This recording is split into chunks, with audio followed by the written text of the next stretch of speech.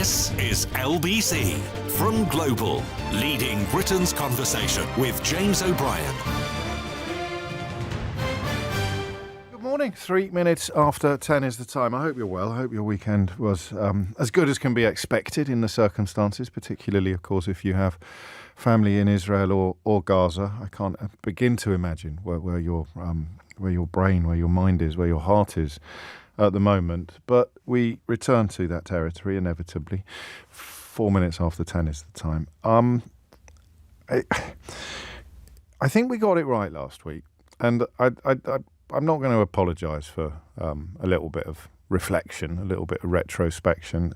There are two ways I can do my job. I can come on air not caring, just trying to rile up one constituency of people and placate another, and possibly even change my mind the next day, rile up another constituency of people and placate the other one. Or we can sort of rise above the fray and just treat it like we treat everything else, turn off some of our deeper emotions, our bleaker feelings, and look at some of the, to my mind, relatively trivial side issues and side stories. You know, the invitation to attack the BBC is always paramount, whatever the crisis. Even Gary Lineker, bless him, was getting a kicking on social media over the last few days for not offering up any profound opinions about the terror attacks upon Israel. So exactly the same people that have spent much of the last decade bemoaning Gary Lineker's freedom to have an opinion on anything were complaining about him not offering up an opinion on. So that's you can do it like that if you want. You can talk about Wembley, you can talk about the BBC, you can talk about these sort of more obvious, if you like, dividing points, you could call them.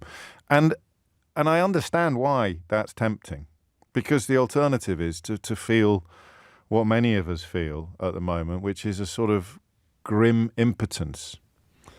Obviously, nobody conducting or contributing to any of these conversations has any influence at all over what happens next. Hardly anybody in Gaza or Israel have any influence at all over what happens next. So there's nothing substantive or constructive to be done, to be had. And the temptation, therefore, to close your eyes and put your fingers in the ears and, I don't know, talk about Strictly Come Dancing is huge. But we don't, do we? It's why we meet up every morning at 10 o'clock. We are people who engage in the world around us and try to come to better understandings of some of the issues unfolding. And some days we succeed, some days we succeed, some weeks we succeed, and some days we don't. But we try, that's all. We try, and we try together. And sometimes we fall out, sometimes we disagree, sometimes we, want to slap each other around the chops with a wet mackerel, and other days we want to give each other a big cuddle and a big hug. But we're never going to agree. There's never going to be a consensus on this particular issue, this particular subject, and neither are there going to be any winners. I think there will be a lot of losers. I think possibly there will only be losers in the great scheme of things, but whether or not losing feels like winning to some people involved, only time will tell. So here's what I won't do. What I won't do when I'm contemplating a dead civilian is wait to find out where they were born or where they came from before deciding how sad I feel. I won't do that. I won't feel more sadness or less sadness according to geographical or religious or national origins. I can't do that, actually, but I won't pretend that I can either. And I know that had I been born in a different part of the world under a different star, I would probably find it quite easy. It's like family. If a member of your family dies, you feel it a lot more keenly than you do if a complete stranger dies, however brutal the circumstances. And family is a broad term. Kinship extends far beyond biology, doesn't it? So, if someone from your country, or so at least someone from your house, your household, your street, your village, your town, your city, your country, you feel a little bit more fellow feeling towards them usually than you do towards complete strangers. It's not a hard and fast rule. It doesn't, it's not scientific. And of course, there'll be people on your street with whom you share nothing. You have absolutely nothing in common. You might have more in common with somebody in Kuala Lumpur or Timbuktu than you do with someone living over the road or with Dirty Gertie at number 30. That's just the way of things. But there's a reason why when the news comes on, if you grew up outside a big city or you grew up in a small part of a big city and a news story focuses on that bit there's a reason why your ears prick up. If I hear the word Kidderminster in the news, there's a reason why my ears prick up. And, then you've got some of the more, what you might call, biological or genetic elements. And you see someone who looks like you suffering or struggling, you will respond to it, usually. Not always, but differently from how you will when it's happening to someone who doesn't look like you. But by complete coincidence, as the tragedies of last week unfolded and the atrocities of last week unfolded, I was reading a lot about the Rwandan genocide, which in this country, it was barely an afterthought in the context of news reporting. Up to 1 million people massacred in a single African state. And really, in the British media, in the British news bulletins, it was not ignored, but my goodness me, it was overlooked. It didn't receive any. So there's no point in claiming, in the context of news reporting or even emotional response, that all lives are equal. They're just not. They're just not. But I will not be told to feel sadder for one dead civilian because they came from there than I do or sadder about one dead civilian because they come from over there. I want to make that absolutely clear. And then you come to I hope that allows me now to say a couple of things to you under cover of kindness. Because I won't get everything right, and I might be clumsy, and I might get something wrong. But when you don't have any personal investment, familial investment, historic investment, you still feel the horror of it, and the humanity of it over the weekend, as I thought about it, came to me to feel like, and this is where I don't want to misspeak, so if I change my mind about this, I reserve the right to say so. I began to think of it more as a humanitarian crisis than a military one, because the situation is so intractable.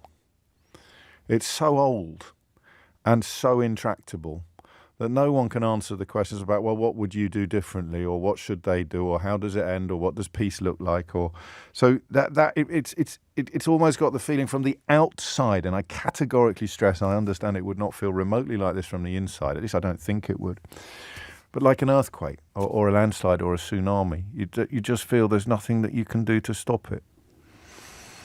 But there is, as Antony Blinken and Joe Biden are exploring as we speak. Pressure is being put on Israel to moderate its response to the terror attacks of last week. And that is the entry point for our conversation together today.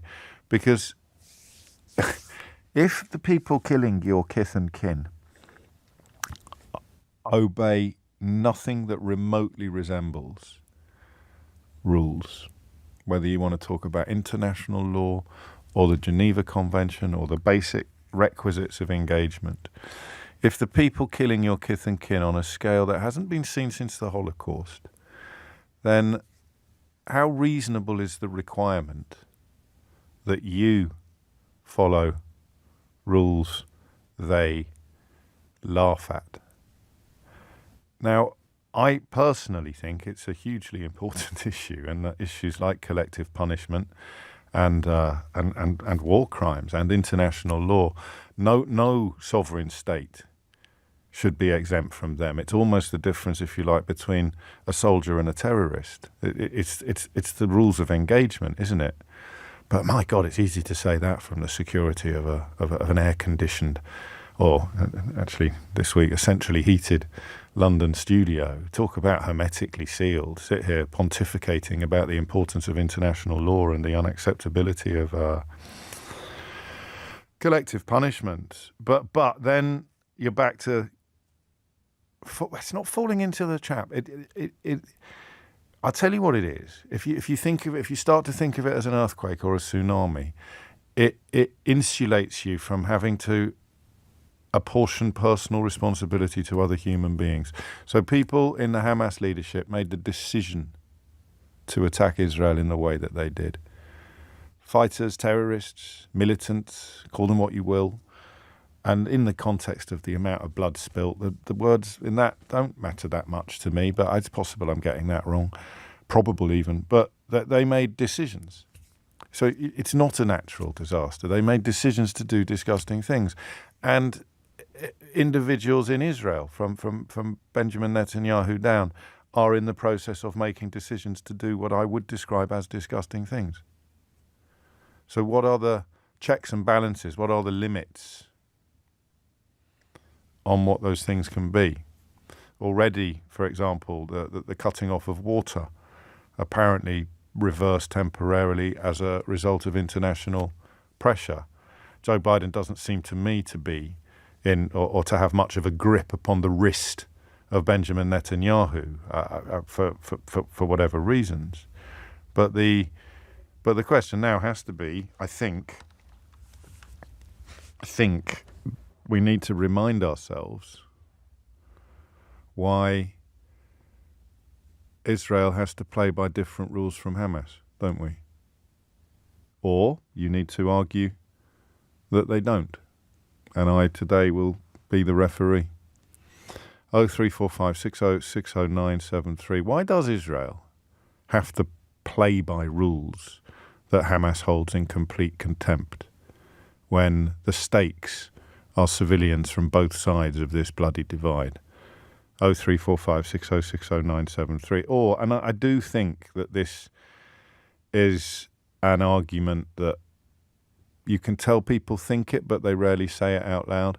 I do think, and I do understand where it comes from, that there is a sense that Israel shouldn't have to abide by, among many people, among many observers. And goodness knows, I don't like the sort of little counterfactuals insisting that you imagine being in a horrible situation. But if you had just lost someone and you were being told that the response must be moderate and the response must be proportionate and the response must be responsible and the response must be legal, the response to something disgusting, something unthinkable, something unjustifiable, something illegal, I can see why that would be difficult to put up with. So you can, if you want, make an argument. But if you do make that argument, you're essentially arguing that international law is an ass. And, you know, it's a luxury that in the real cut and thrust of conflict, it's a luxury that we can't afford. A lot of you have read, as I have, Yuval Noah Harari, the writer, the academic who wrote Sapiens, who essentially argued on Friday that if Israel doesn't hold itself to higher standards than Hamas, then what's the point? And I kind of have some sympathy for that, with the constant caveat that I'm not involved. I haven't lost anyone. I haven't lived my entire life as a Jew knowing what persecution, pogroms and holocausts feel like in the context of my own family history. I haven't lived in Gaza Strip in a state of perpetual poverty and confinement. So I haven't lost someone to Hamas attacks or Israeli attacks. So it's easy to say. But that's why we have these conversations every day, and that's what we're talking about today. Why is it important that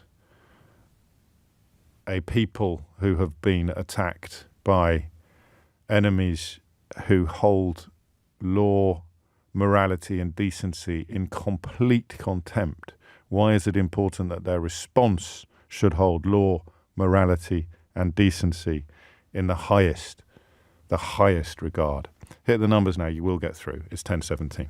James O'Brien on LBC. James O'Brien on LBC.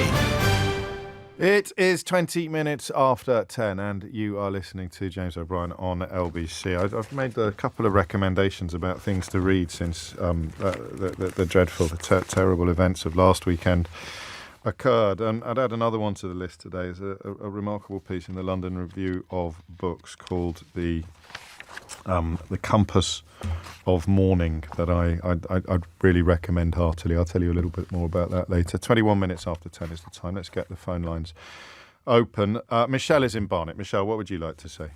Hi, James. It's my first time calling in, and I just want to say I do appreciate that while sometimes I'm screaming at my radio listening to you, I can hear that you're really approaching the story with, like, compassion, and I appreciate that. I hope so, Michelle. Thank you. So I just want to say it's been absolutely exhausting being a Jewish person in the UK this week. and we're reeling from the pain of what's happened. I've tried not to actually look at the imagery because I don't want it to, be forever a mark on my soul. But, it's hard, really hard when you're seeing the visceral images of the depth of what people can actually go to. But I wanted to actually talk about, what's interesting is I've also been helping in activations to try and help get humanitarian aid into the country, because as a community, Jewish people are very good at doing. We're not so good necessarily at speaking. Well, there's two thoughts of opinion on that, but we like to just do, and that's how we kind of help.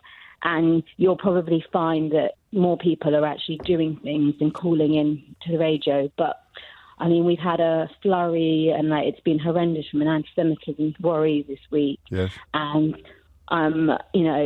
we are so lucky to be having Rishi Sunak and so many level-headed people in government, because all I can say is that had Corbyn been in government, we would have definitely been leaving this country. And I'm someone who's British-born. I can't explain that to you as a British person, how that feels. But what I wanted to say, and I don't want to get cut off, but... you worried me. Carry on. No, because what I wanted to say is that... why the anti-Semitism has been so difficult is because, obviously, I hear you talking about, does Israel operate to, do they need to operate to moral rules? Of course they do. They are the Israeli Defense Force. And as Jewish people and Judaism, you are governed to act in a certain way. Nothing is more important than life. And the way that I'm looking on Facebook of that image of that poor girl who's in her underwear, her G-string and her bra. Yes, careful, because trigger warnings are important. Right, There's a reason why you don't look at the pictures that you've just described in grim terms. So I'm also reading about the 6-year-old child in America murdered for being Palestinian. But let me just talk about the no, just before. Obviously, I'm going to have to hurry you now, Michelle. Right. But what I want to say is the conflating of how you can talk about the Israeli army that's going in to get its hostages. Imagine in the UK, the coverage in Israel has been incredibly critical about the lack of concern being expressed for the hostages. Well, that's it, because this is now, as you said, how many by the Israeli government. But the problem is because nobody thinks that cutting off electricity and water and telling 1.1 million people to relocate is about rescuing hostages, Michelle. Well, this is an active hostage situation. Yes, but no one thinks this is the whole point in a way, isn't it? You can't with a straight face argue that these are measures being undertaken to rescue hostages. I totally disagree, James. Because right. So talk me through how it works then. But as a British citizen, imagine if we had people, babies, children, grandparents, people, Yes, I can imagine that. But talk me through how these tactics work. Well, they have to go in on a ground level to try and find where people are and rescue them. That's what's happening. That's why they. So why are they moving 1.1? Why are they moving 1.1 million people to the south? Who? They want to get the people. We know that Hamas uses people. But wouldn't you take the hostages with you? All I think about is, what can you imagine how amazing it would be if the Jewish people had given the benefit of getting out the way? No, because Hamas doesn't behave like it does. But you're not supposed to be conflating. You're not supposed to be. That's my exact point. Right. I'm just demonstrating how we don't behave like those animals. Yes, that's fine. But how does this tactic work? How does cutting off electricity and water for 1 million people? Well, because you know that Hamas is using the people as human shields, and they're trying to get the enemy out. So what happens? They all stay. In Afghanistan, you can keep talking, but here's the problem, and it's not really the question that I'm asking. But I understand that's a bit ambitious and optimistic of me, given the depth of emotion that everybody is feeling. But I don't understand. I am a Hamas terrorist. I am holding an Israeli hostage. I become more likely to peacefully hand that hostage back as a consequence of what Israel is going to undertake in the next few days. I just don't understand how you end up at that conclusion. I understand why you desperately want it to be true, but it sounds absurd. But you say that, but I'm no hostage negotiator expert. But no, but you're telling me that you're certain that when your enemy has your people, you're trying to make it an uncomfortable climate to try and get the people out. But that's what. And how does that happen though? Because the hostages are on the receiving end of the bombardments and the collective punishments as well. I'm not privy to the operational detail, but what I can say you is... don't have to be privy to the operational detail. You have to justify your own position that this is going to work, because I don't think it's got anything to do with hostages. I think this is revenge, and I understand that. Retaliation is perhaps a better word. We know that... Well, of course it is, and we know that... That's a luxury that you can say, because you haven't got 150 people who are trapped in a... And I haven't got 1,300 people dead either, or whatever the Palestinian figure is now. So this isn't conflation. Forget about those hostages. No, should there be no attempt to rescue them then? Well, I don't think there is any attempt to rescue them. I don't think there is any attempt to rescue them. That's what the bulk of coverage in Israel has said all week. That they've been treated with borderline contempt. Because it hasn't been immediate rescue. No, because the tactics that are being undertaken cannot possibly be cast as hostage rescuing tactics, and I think you must know that, because you've gone from saying you're certain that it will to saying, well, I don't know any of the operational details and I don't understand any. I don't. But so just have a crack then, please. Have one go at explaining to me how. You can do all the counterfactuals. You can do all the counterfactuals you want. So how does it help? How does it work? That's all I want to know. They're trying to locate and take out Hamas, which they've said that they want to do. But Hamas are with the hostages. Right. So actually, what you're asking me... So how do you take out... Here's a terrorist in a room with a hostage. How do you... So you tell me. No, I don't need to tell you. I've told you what I think. And you say to Hamas, please, can you kindly return the hostages, other than actually forcibly rescuing them? So how does it work, Michelle? How does it work? Here's a room. There are 2 terrorists and 1 hostage in the room. Tell me how these tactics rescue the hostage. Well, they'll take out the terrorists. That's what they're in the same room. They're having a ground invasion. I don't know why you're asking this question like it's the first time that hostage rescue has ever happened. Because I don't think this is hostage rescue, and I don't think you do either. Right. No, to be honest, I do think this is hostage rescue. Well, then you must tell me how it works. Exactly the same. You must tell me how it works. I just explained. But what I'm understanding is you think it's okay just to leave these people to die. I think anything's okay. I don't have any... That's not fair at all. I haven't said anything. It is, because then... No, I'm just asking you, because your justification for what is going to happen is that it's a hostage rescue attempt, and I just want one sentence that would allow me to think, oh, yes, she's got a point. This looks like a hostage rescue attempt. When Israel disengaged from Gaza... Please answer my question, specific to the... Answer my question. I don't have to answer your question, because I'm not endorsing any course of action. I'm comparing it to a natural disaster or a tsunami. You're saying that this carnage that's about to be unleashed is justified by the fact that it's a hostage rescue action. I'm saying I can't really see any evidence at all for that rationale, and I'm just asking you to provide a little bit. Well, it's definitely not the same as a tsunami, because that has been man-made entirely. So that's not a fair point of comparison. Well, I know, but it's the Israeli Defense Force that is on the offensive now, not the Hamas terrorists. So I'm using I don't know if they're going to. I don't think that's a very fair fight when they're being backed and armed by. No, I know you don't.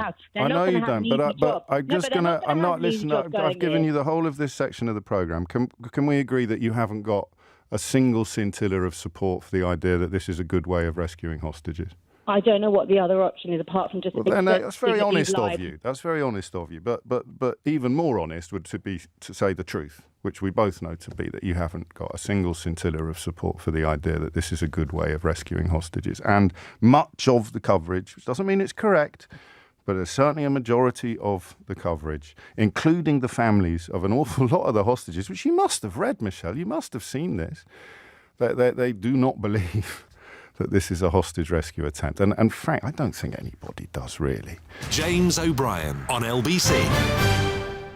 James O'Brien on LBC. 10:35 is the time, just for context, because it is important. This is from the Times of Israel, and it was published yesterday under the headline, "Families of Gaza hostages beg for medical attention, say government forsaking them." A spokesman for the families of the missing Israelis and foreigners feared to be held by Palestinian terror groups in Gaza slammed the government Saturday for abandoning the hostages after its representative said Israel would presently not engage in prisoner swap negotiations. Ronen Tazur, the head of the Hostages and Missing Families Forum, said at a press conference in Tel Aviv that by refusing to negotiate with enemies that want to destroy Israel, as stated earlier Saturday by National Security Advisor Tzachi Hanegbi, the government is in effect abandoning the captives. And as I said, that is That's reflective of the broader reporting of how the families of hostages feel, and the question of how cutting off energy and food and water supplies and compelling 1.1 million people to leave their homes and everything they own and relocate to a different part of a blockaded territory, how that would be an effective means of hostage rescue seems to me to be a question that no one can answer, because it's not. But I also understand why it is much more preferable to profess support for these actions in the context of it being a hostage rescue rather than it being in the context of either the revenge or, as the United Nations have already contended, being the EU's High Representative for Foreign Affairs as well has said that you are looking at collective punishment. So yes, these are the words of Joseph Borrell, that there are some actions that are not in accordance with international law. And then I'd add, well, what about Dresden? What about the Blitz?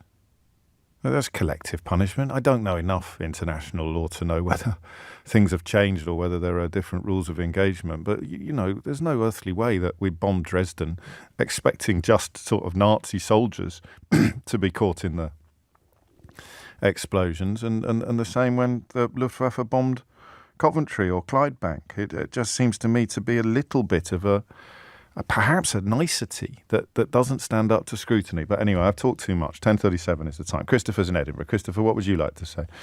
Hi, James. Hello. It's pretty saddening that this is the first instance that we get to speak after listening to. So it really is the loss of life is just horrific everywhere. Yes. I'll try and articulate what the thoughts were in my head. Was the only place they can take place. To your question, the question that I recall is, why is it important for the Israel state to act in a civil way, more or less?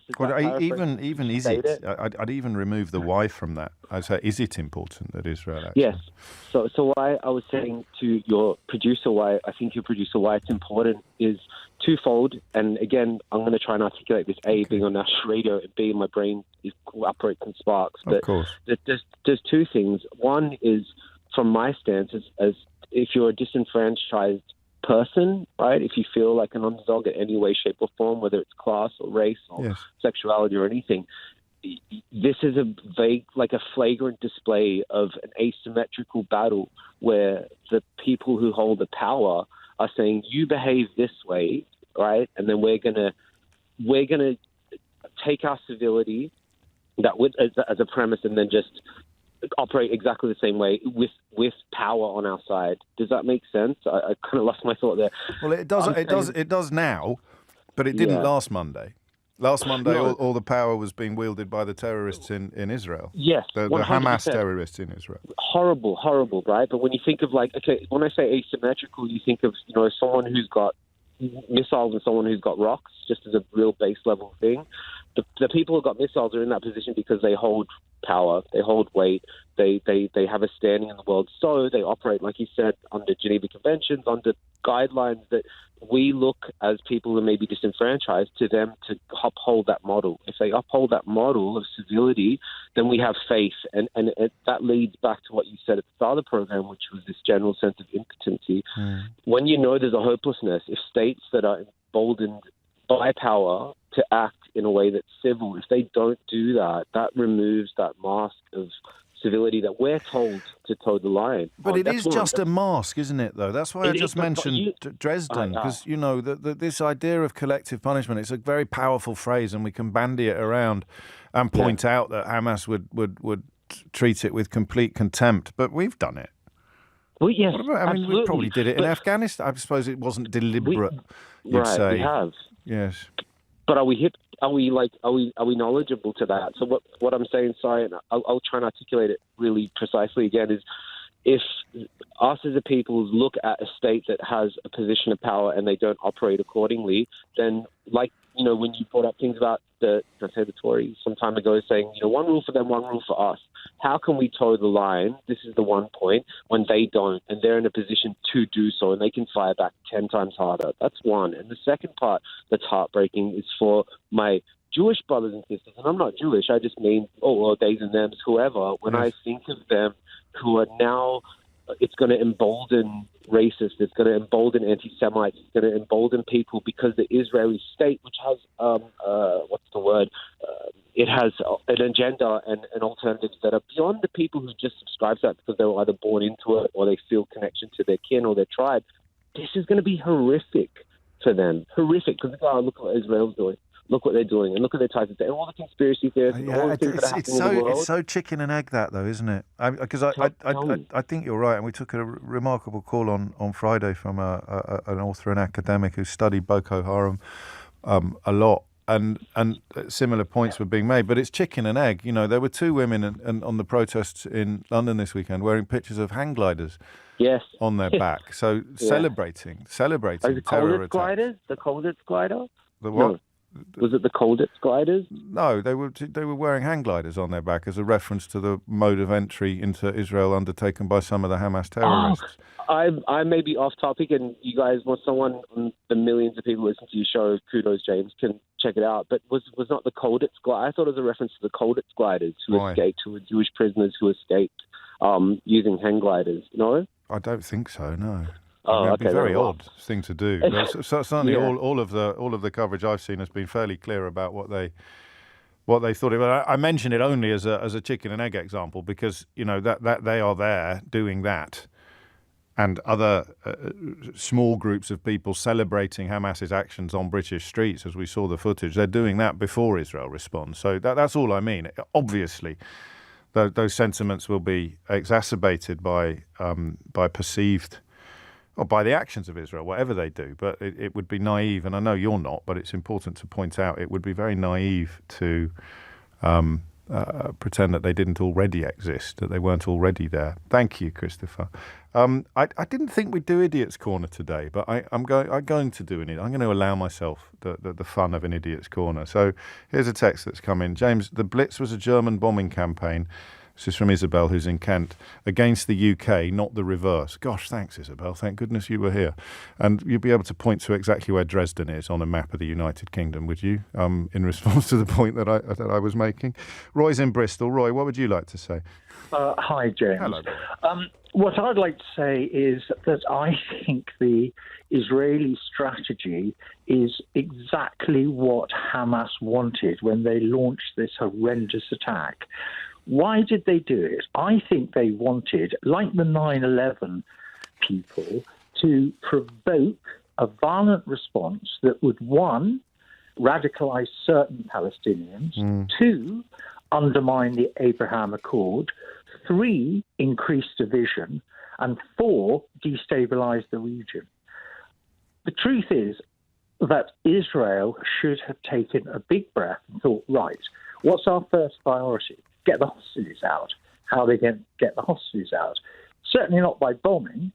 So how can they do it? They can't negotiate with Hamas. I am sure there are third-party agencies that could assist in that process. That should be number one priority. Number two, surely, should be thinking, right, we've got to decapitate Hamas. Bombing isn't the way.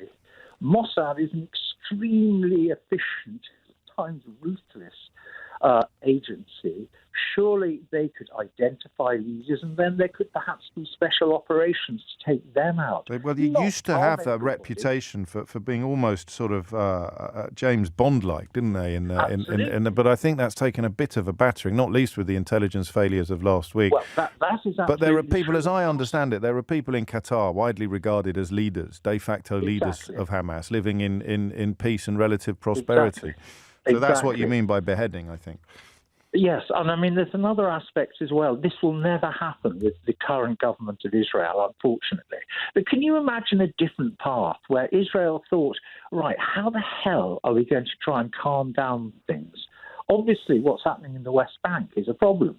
They could say no more settlements, and we're going to try and open up contact between settlements and Palestinians there. We're going to try and wouldn't Hamas claim that as a win? Well, what Hamas would claim as a win, I fear, James, is exactly what's happening. They are a death cult. They don't care about other Palestinians dying. They really don't. Absolutely. They really don't. That's what they want.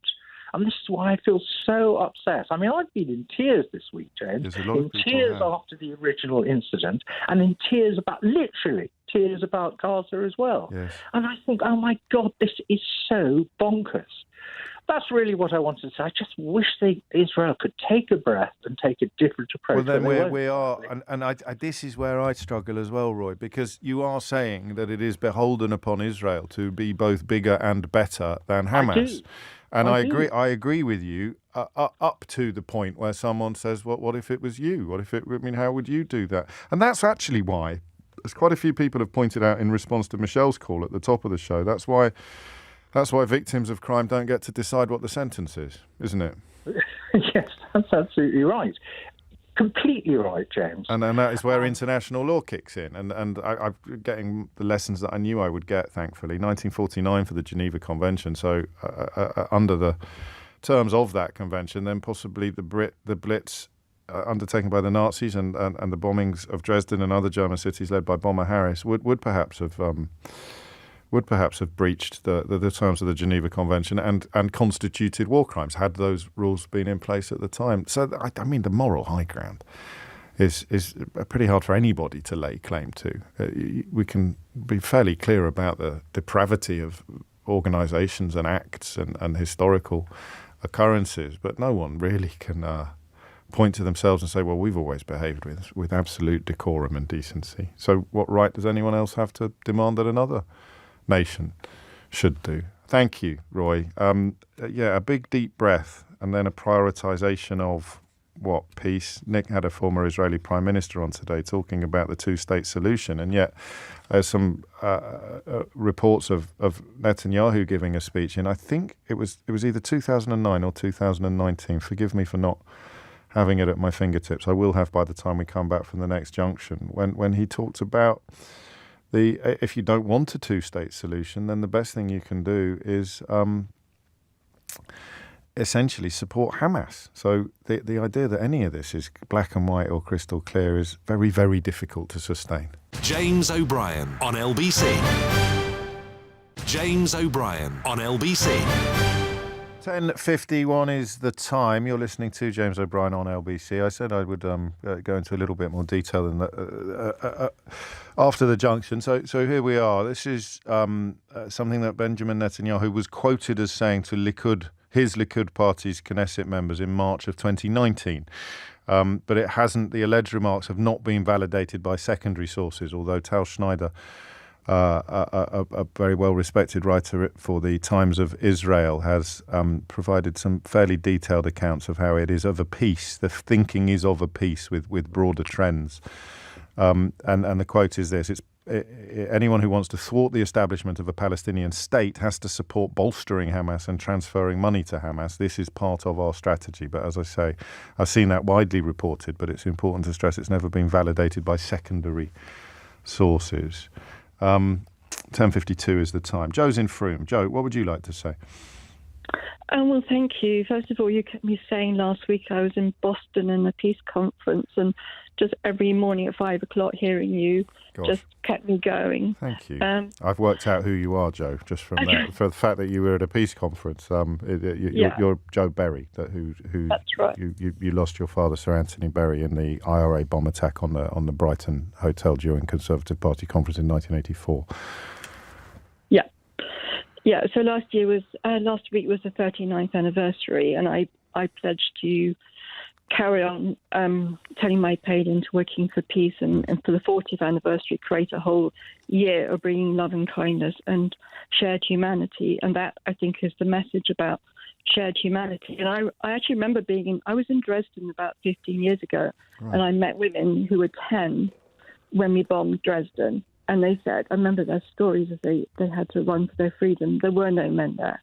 There were only mothers and children, so you're absolutely right about that. Mm. And I'm connecting right now to the Parent Circle Family Forum, who are a group of Israelis and Palestinians who've been bereaved. And they're saying, by taking sides, you're not helping bring peace. And out of their pain, they hear the man of the other. They don't believe in the enemy. And there was a vigil yesterday of Palestinians, Israelis who have been bereaved, saying, violence does not bring our loved ones back. Violence just diminishes our reality. We need to find a way where we uphold the dignity of both sides. And that to me is the way forward. And the sides here are the people of Israel and the people of Gaza, not the combatants or terrorists. No, it's about people. It's about the fact that we do share our humanity, and we need to break the cycle of violence and revenge. And I can only break it for myself, which is what I've been doing. Just would you briefly tell people what you did in that field? Because not with regard to Patrick McGee, who planted the bomb that killed your father. Yeah. Well, after the peace process, I decided to meet him to see him as a human being, because I never wanted an enemy. I wanted to understand his story, and that first meeting turned into, it was 2000, so 23 years of dialogue, and I'm going to be with him sharing a platform in Kosovo next week. Gosh. And for me, it's about dialogue and understanding. And yes, I don't agree with everything he says, but I can listen to him and understand his story and allow him his dignity, but at the same time, sometimes challenge him. Yes. And I believe we can have empathy for people who are different to us.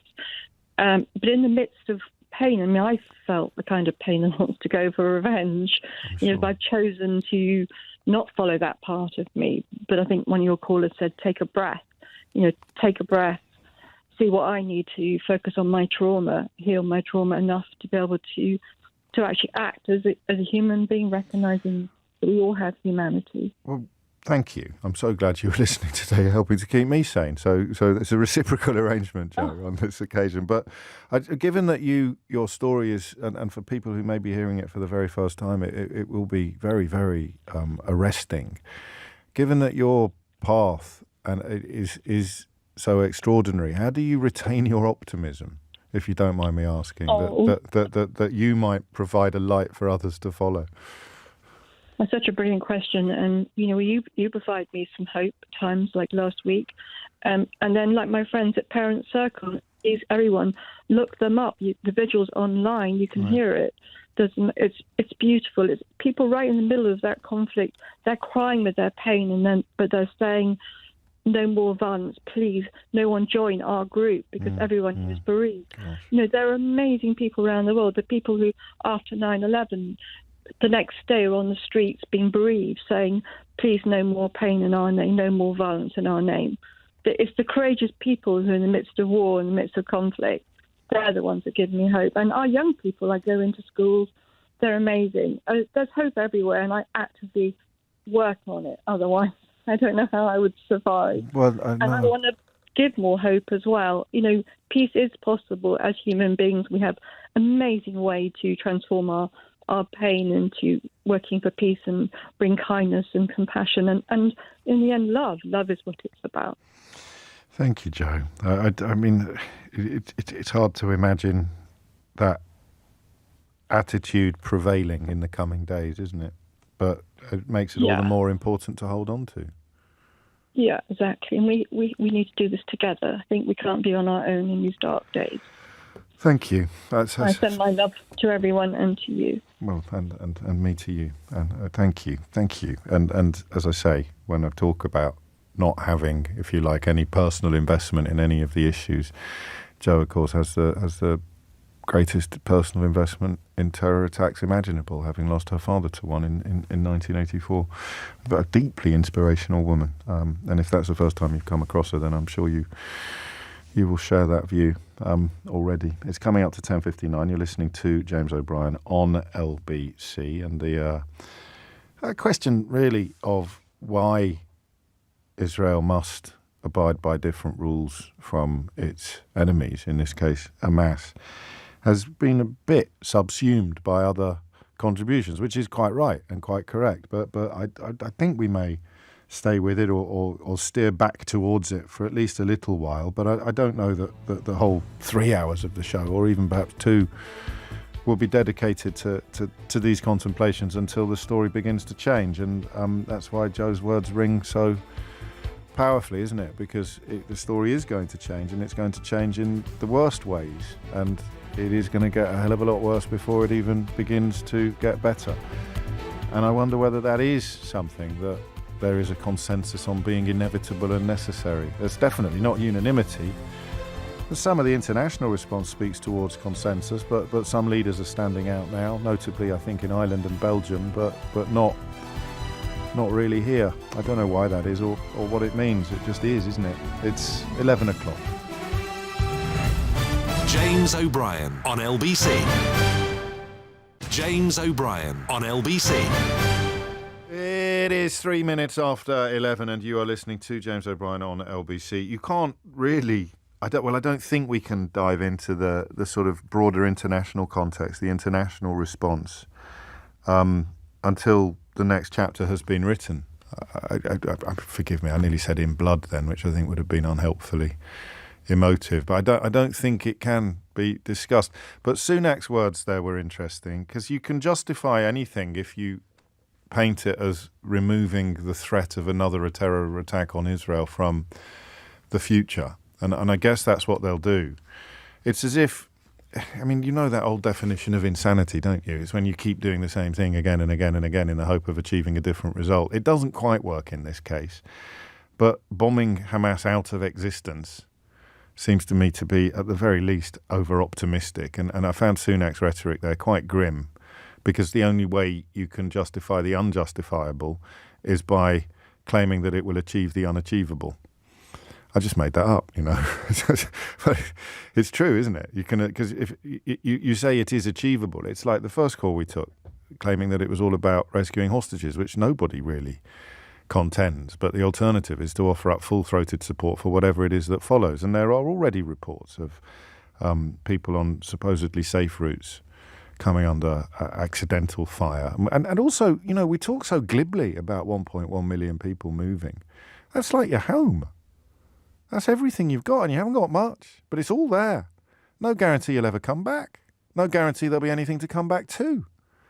You know, you say, well, it's better to get them out of the way before we drop the bombs. Would you rather the civilians were killed? You're talking about them as if they're cattle, you know?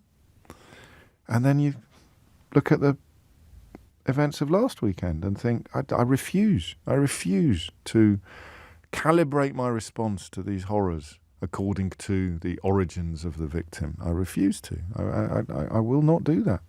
I can hold Hamas in immeasurably lower regard than Israeli soldiers. Of course I can. They're a death cult.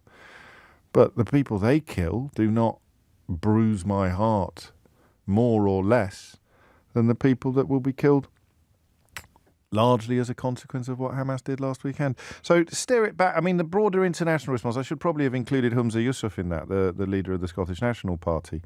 It's been since 1949 largely in response to indiscriminate bombing campaigns in the Second World War. I presume up to and including Hiroshima and Nagasaki, that the Fourth Geneva Convention addressed the issue of collective punishment and the fact that it's not supposed to happen, but my goodness me, it does. What do they call it? Collateral damage in Gulf War II and elsewhere.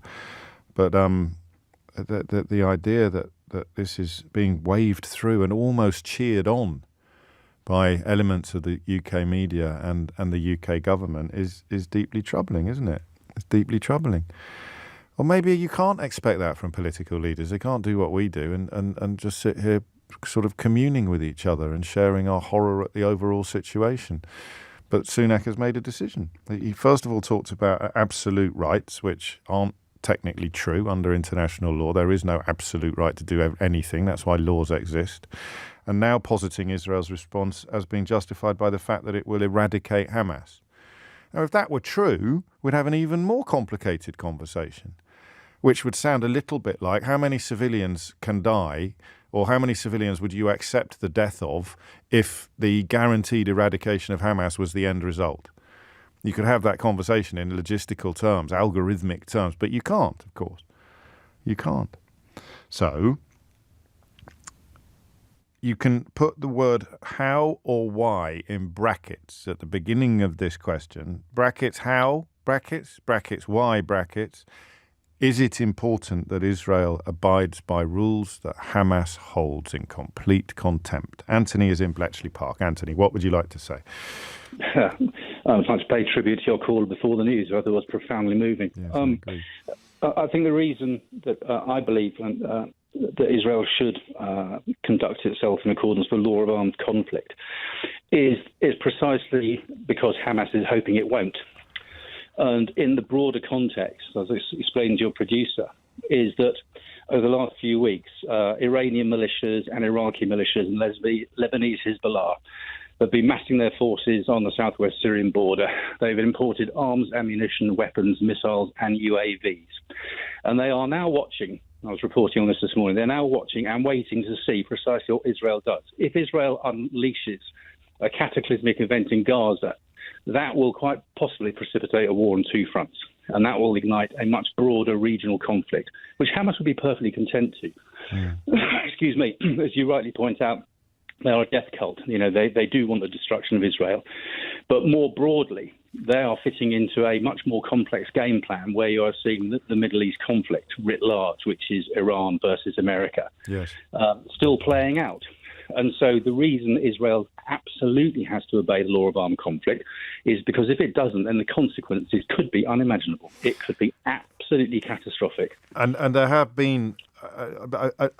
so I was thinking, Anthony, about fight or flight in the simplest of terms, and I think there's an F missing. I think freeze. Fight, flight or freeze. And I think that the atrocities of last weekend were so awful, with the historical context of Holocaust being added into the mix, that we sort of froze. And can I just interject there? The reason they did the atrocities is they were actually following the Islamic State's playbook. Yeah. People don't remember, but in 2014, Islamic State lined up and shot between 14 and 1,700 Shia Muslims at a place called Camp Speicher. These were Iraqi Air Force cadets, and they machine gunned them down. I've seen the videos, and I was in Iraq. Right. It's appalling. The reason they did that was they were banking on Baghdad unleashing an appalling retribution, which would then act as a recruiting sergeant to allow more disaffected Sunnis and foreign fighters to flood into Iraq and Syria and create the much broader war that Islamic State wanted so they could build their caliphate. And I think the same logic is applied inside Hamas. They wanted to do as many disgusting things as they could so they would achieve a massive overreaction, and they could then point at it and say, see, the Israelis are butchers, so we are now going to take the war to them. The only value judgment in what you just said would be with the word over, wouldn't it, in overreaction, because some people would dispute that. But where does that go philosophically? We can't do that because that's what the enemy wants. Well, that could tie everybody's hands forever, couldn't it? Well, it could, but then you go back to Gandhi, an eye for an eye makes the whole world. I don't think he ever said that. It was Ben Kingsley in the film. Great, it's still a classic. It's a great line. Don't get me wrong, but I think, as with quite a lot of brilliant quotes, yes, it is very true. An eye for an eye makes the whole world blind. But I go back to your superb caller. I think it was last Thursday or Friday. Bilal. Bilal Bakati, where he pointed out absolutely rightly about Boko Haram is that the 71% increase in recruitment happened after the security forces overreaction. Is that word overreaction again? Yeah. But I subscribe entirely to his theory. I've been studying this for years. If you behave as badly as your enemy, then you are going to achieve nothing more than to create further enemies. And how Israel is going to decapitate Hamas, which is these wonderful words that you see these cretins on social media use. They obviously haven't studied history. They obviously haven't studied military history, and they don't know what. Well, most people haven't. I haven't, to be fair. So I'm not going to join you. You're on damn sight more balanced than some of the people who are calling on social media. Well, that's what social media is for these days. But and it's not just social media. How do you feel when you hear the UK Prime Minister essentially saying that we will wave through almost, I think this is what he said, I'm open to contradiction, we'll wave through almost anything because the end game is the destruction of Hamas. It's like a sort of joker, isn't it? It's like a trump card. To answer your question, I found it profoundly depressing that somebody could be quite that ignorant about geopolitics. Yeah. Because never mind the Prime Minister. Well, yes, never mind him, precisely. Yeah. But, I go back to, he's almost going to the Jesuit motto, isn't it, which is when the end is justified, the means are also justified. And that's not true either. Mm. You can't offer unequivocal support. You can't say, And that's what it sounds like, isn't it? It sounds like unequivocal support. I'm actually sure I read somewhere where he actually did say we will offer Israel unequivocal support. Oh, gosh. And you can't say that. You mustn't, because all that's happened, I was explaining to your producer, I was talking to a lot of my Arab friends, because most of my military career was in the Middle East. So I was chatting to my Arab friends about it over the weekend. And they were saying, how is it that the West has withdrawn from the Middle East? And this is part of the problem. And in fact, Rory Stewart alluded to it. Yes. When we scrapped DFID, it was the act of the single most stupidity in terms of our ability to project soft power that has ever existed inside government. Because in one fell swoop, we stopped having the ability to talk about international development and engage with foreign partners. And by doing that, it showed the world that we weren't interested anymore.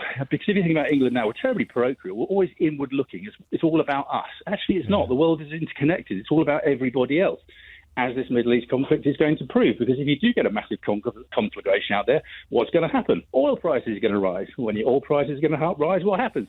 Petrol pump prices are going to rise. It's isolation. Yeah, isolationism is always ridiculous, isn't it? But the more the world turns, the more modern, interconnected the world becomes, the more ridiculous it appears. And just to insert one of my personal bugbears into the conversation, the reason why DFID, or the Department for International Development was closed down was largely because of the same reason why our prisons are overflowing, because it was government political decisions taken to appease right-wing tabloid idiots who were banging on about Malawian Spice Girls, or why are we buying condoms for Ethiopians, whereas in fact what the Department for International Development, as anyone who paid even the slightest attention to the facts rather than the deliberate attempts to stoke up ignorant feelings would have known, was it did exactly the sort of stuff that you're referring to. Precisely, and if you go back to why we should be buying condoms for Malawians, all the rest of it, it's because one of the main problems that we've got on migration at the moment is because of the global north has ignored the global south to its peril, in the sense that our complete inability, this is going for the tangent, our complete ability to understand about climate change is creating the conditions which are causing massive droughts in Somalia and Sudan, which are forcing people north, and they're coming across to Europe, because they want a better life. But that's part of the function of us ignoring the interconnectivity of things. That goes back to your point, or our point, about why Israel ought to obey international law, because if you don't do that, then the whole house of cards falls. It crumbles. We will be... I was nearly going to make you press your button then. We'll be up the proverbial street without a paddle. And there is, in some of the coverage, and more of it outside the UK actually, that is beginning to be recognised. The Daily Mirror this morning has the front page, fears of an all-out war. Israel is facing a fight on three fronts. What would a correct response look like then, if that's not too massive a question to hit you with at 11:15 on a Monday morning? We have to define correct for a start. I would say an appropriate response would be to stop military operations. They should call a ceasefire, and they should get the UN in, because the United Nations is still an important body. And in the absence of anything else, I go back to what your previous caller talked about, and also Bilala talked about. We've got to talk to people. And the thing is that the only way you can change people's minds is by talking to them. You cannot bomb people into changing their minds. It doesn't work. But Hamas is dead, as you said at the outset. Hamas is dedicated to the destruction of Israel, to the eradication of Israel. So, and they're charter states, So how can go on? But Hamas takes its guidance from Tehran. It's as simple as that. Okay. Yes, and I understand. The leader of Hamas is currently sequestered in Qatar. And the reason Anthony Blinken, the US Secretary of State, went there on his 6-country mega tour, like whirlwind diplomacy, just like Kissinger did, was because Qatar has now agreed to freeze the $6 billion in assets which were passed from South Korea into Qatar, which were meant to be part of the prisoner exchange when they released 5 US prisoners in Iran, and the US will then give $6 billion back to Iran because it was part of their assets which were frozen. Now, by Blinken going to Qatar, they have now refrozen those assets. And so Tehran is now in a fix, because they were banking on that money because they're suffering under US sanctions anyway, which started to be imposed by Trump back in 2015-16. So the reason you need to talk to people like Tehran is you need to be able to convince them. And they are convincible. Bear in mind they signed the JCPOA, which is a nuclear treaty, which is one of the reasons Israel hates them. Right. If you can talk to them and say, look, if you do this, this is what the outcome is going to be. You're going to see a broader Middle East conflict. You are going to see worse sanctions on Iran. You're going to see your people suffer. You're going to see your regime even potentially topple. If you look at the protests that happened after the death of Mahsa Amini, who was the Kurdish girl who was killed by the Iranian morality police. Yes. Yeah, they had hundreds of thousands of people on the streets. The regime was terrified. The IRGC was deployed. They closed their borders, and that was for the death of one woman. Can you imagine what the potential would be if a Middle East conflict starts brewing, with people turning around saying, do you really want us to do this? Yeah. Well, you've covered a hell of a lot of ground there, Anthony, and I'm very, very grateful to you for educating me and most people listening. But not a lot of grounds for optimism, though. Go on. I don't think that I would. I'm always wary, especially after nearly 3 decades in the system, of using words like optimism. But there is hope, and hope comes from actually talking to people. I'll give you a classic example. Look at the Good Friday Agreement. Yeah, I was thinking about that last night. Actually, I served multiple times in Northern Ireland, and I spoke to all kinds of horrible and unsavoury people on both sides of the sectarian divide, which is well worth noting because it's a bit, it's similar. It's to overlooked a bit, doesn't it? Yes, it is, and of course, one of the other problems we got is that people are assuming that what we're seeing is a clash between Jews and Islam. You're not. No. Gaza might be Muslim, and Israeli might be Jewish state, but this isn't a war between Judaism or Zionism and Islam. This is a terrorist organisation which has attacked a democratic country. It's a religion. The reason they're doing it is because Hamas are, avoid the button again, Hamas are a death cult. All they want to do is destroy Israel because that's what they say they're going to do. But this is not a war of faith. No, I hear you. And in fact, as you referred to the caller just before the news, Joe Berry, it was indeed the Good Friday Agreement that laid the groundwork for her to break bread with the man who planted the bomb that killed her father. So, Anthony clearly knows of what he speaks. And I'm grateful to him for doing so. But treating us, actually, I would use that verb to his analysis. It's always very valuable. It is just coming up to 11:20. James O'Brien on LBC. James O'Brien on LBC. It is 23 minutes after 11. I wasn't even aware of a complaint on this one. Some breaking news. This headline here is so jarring. And I'm going to actually wait until I've seen it reported somewhere else. I've only got the Daily Mirror reporting it at the moment. So it looks like there might be another by-election on the way in a previously safe Tory seat. And I don't know.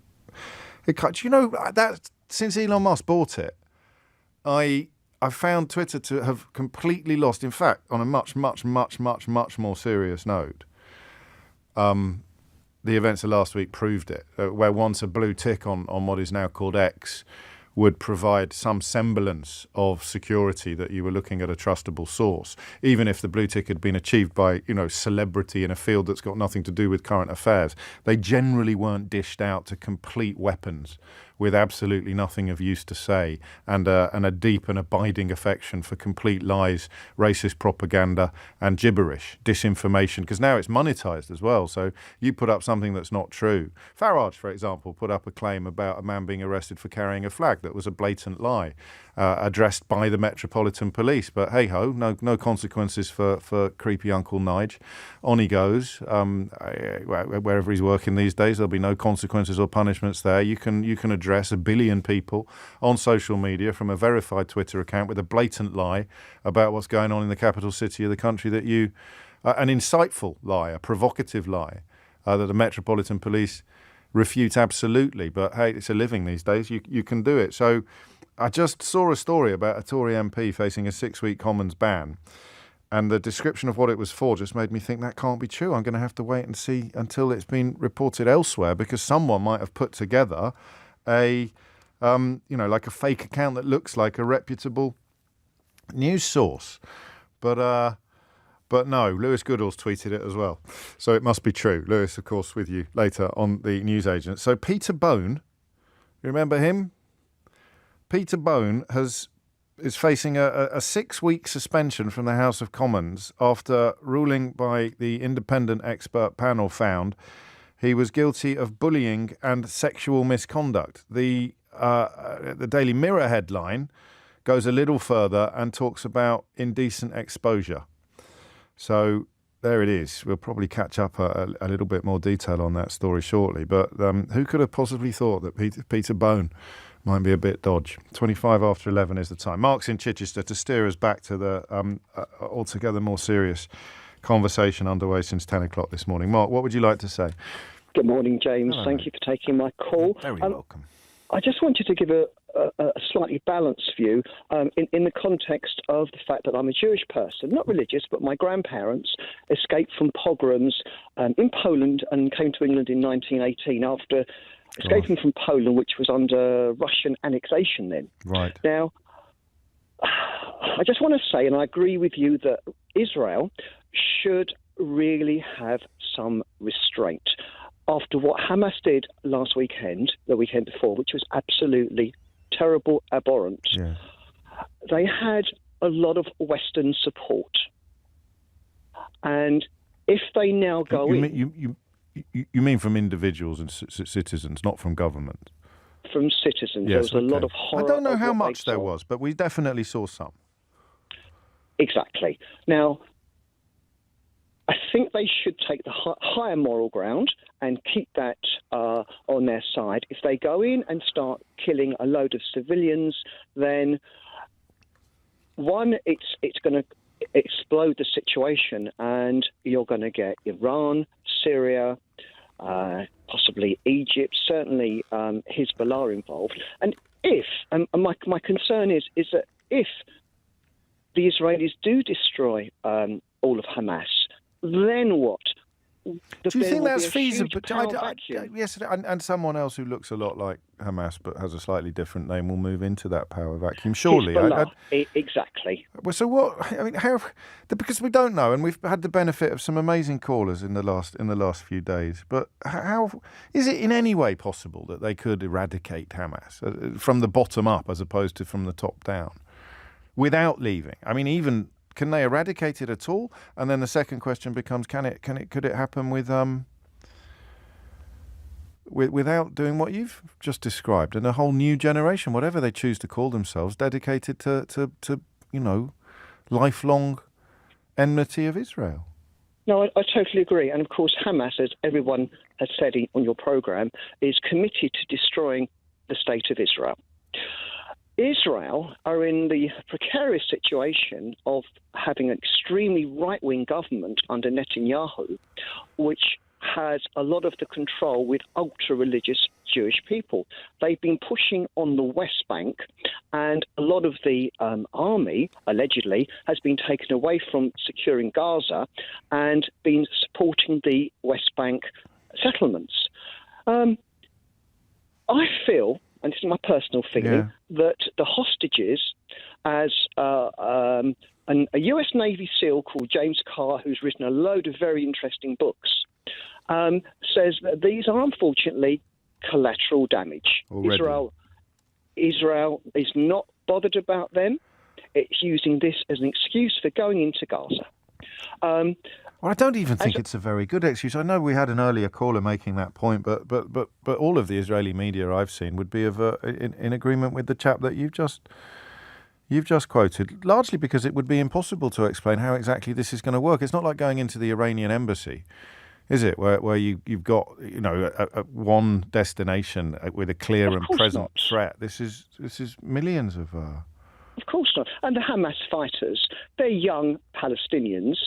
If Egypt opens the border or the civilians are going south, what's stopping them just taking off their bulletproof vests and blending in? I've never understood this bit either. I mean, the idea. No. So it does. I mean, the more you unpick it, the harder it becomes to see it in the terms that Israel want it to be seen. But then you've got our own Prime Minister saying that They can essentially do whatever you want because Hamas, getting rid of Hamas is whatever the price you pay, whatever the price Palestinians pay, it's a price worth paying to get rid of Hamas. James, it's total madness. I think you're right. It's total, and unfortunately, the right wing is, and I'm trying to have a very balanced view of this, is that the Israeli government under Netanyahu, who let's be honest, is trying to sack all the supreme judges and put his own cronies in to prevent him being convicted of corruption. Now, that's a fact. The ultra-religious Jewish people on the right side that are supporting him have also said they don't want a two-state solution. They want a one-state no solution. Palestinian state. No Palestinian state. Now, the thing is, look, I'm late for the news, but I want you to finish. I want you to go. One sentence. The only way this is ever going to be settled, James, as we know, is if there's dialogue and some sort of two-state solution comes out of it, so that everyone is happy. And I suppose extreme beliefs exist in diametrically opposed places, don't they? I know I said I was late for the news, but whenever someone says what you said at the beginning of the call, it always haunts me slightly. I don't know why. When you said I'm Jewish, I'm not a religious Jew. And the reason why it haunts me is because the SS wouldn't have cared, would they? No, of course not.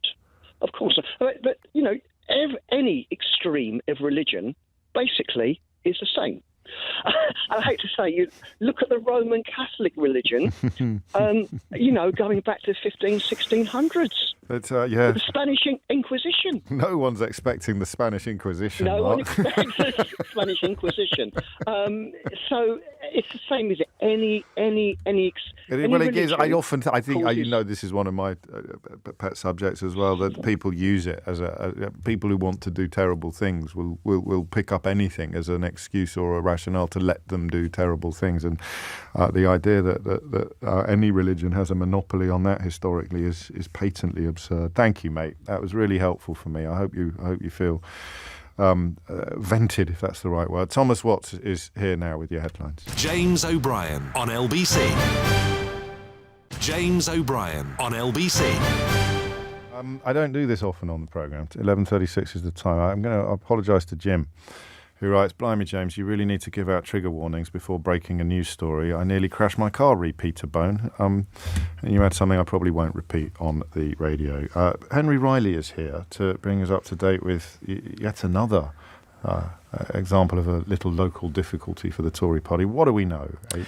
Well, in terms of the politics of it, firstly, James, in practice, this could lead to another by-election because this is an independent panel that has recommended a suspension of 6 weeks for Peter Bone. Just to remind your listeners, a very long-standing MP. He's been the MP for Wellingborough for 18 years. He was a former deputy leader of the House of Commons as well in that brief period that Boris Johnson was sort of announced that he'd going before Liz Truss took over. When he couldn't find anyone to do the job, Peter Bone got a job. Peter Bone, and actually what was bizarre is that position hadn't been filled before, so there was the deputy leader of the House was created for that brief period. But in this particular instance, so it could lead, because it's a 6-week suspension, if approved by the House of Commons, to a by-election in that particular seat. Some pretty worrying, shocking allegations among these. So there are 5 counts of bullying that are allegations at the moment, and 1 of sexual misconduct. In terms of the sexual misconduct, and again, just to warn your listeners, there's some quite graphic details in here. It's in relation to a trip to Madrid. The complainant alleges that the respondent booked a shared hotel room. In the hotel room, the twin beds were together. At one point, essentially Peter Bone, it is alleged, complained that the shower in the bathroom did not seem to be working properly, called the complainant in to look at it. While the complainant was bending down to do that, the respondent dropped his towel. So that is one of the allegations, the sexual misconduct allegations among those as well. There are also various counts of bullying as well. One of them, I'll read you here, James, is the respondent struck the complainant repeatedly on the back of the head, arms, back and shoulders. He used his hand and sometimes an object such as a pen or pencil or a rolled up document. He said the respondent struck the complainant across the back of the head once and said, "Because you're having a thick day and I thought this would help." The respondent would then tell other colleagues in the office, "He's having a thick day, we should hit him." And I mean, James, these allegations actually are from quite a while ago as well. They're from 2012 and 2013. The reason it's taken so long is the complainant went first to the Conservative Party. Well, this is an interesting element of the report, isn't it? That a rather damning indictment, perhaps, of the Conservatives' processes in this case. Yes, and it's certainly something that's going to come under increased scrutiny, I think, over the coming days. I mean, it happened in 2012, 2013, the allegations. In 2017 was when the first complaint went into the Conservative Party. The complainant essentially got so frustrated that around the time of 2021, at some point then, they withdrew from the process, instead went to the Independent Complaints and Grievance Scheme. They started investigating in 2022, so we're well on over 10 years, really, from when these allegations first came to light.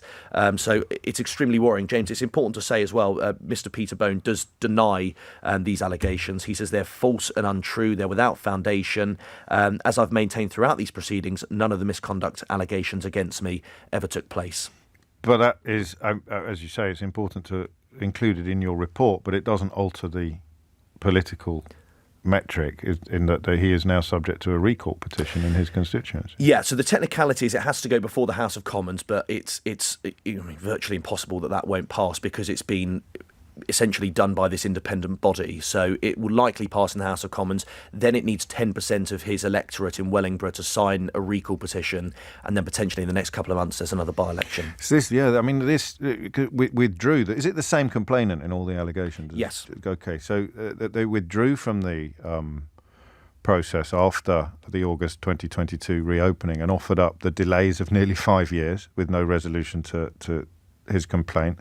Stage 1 of the process had seemingly been repeated despite being originally completed in 2018. Information to him from the party that delay was due to administrative error which had caused his file to be lost, and then the process at stage 3 would include a new set of procedures which were not mentioned to him in the early stages of his complaint in 2017 and 2018. It's a mess, isn't it, this? Yeah, and I mean, they've acknowledged the sort of frustration and disappointment, as their words, of the complainant. I think that's probably quite an understatement. I suspect there's going to be a serious amount of scrutiny. If not, I mean, I would ascertain there's probably going to be some sort of internal inquiry or indeed other sort of inquiry into what's happened here.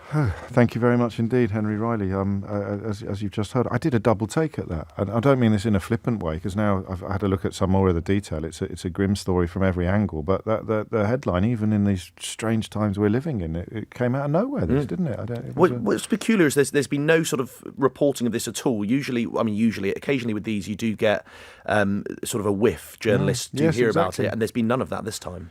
Henry Riley there with the latest on the findings by the independent expert panel, the report by the independent expert panel on the conduct of Peter Bone, which makes for pretty grisly reading, I have to tell you. It's coming up to 11:42, and you are listening to James O'Brien on LBC. I've got two thoughts about what to do next.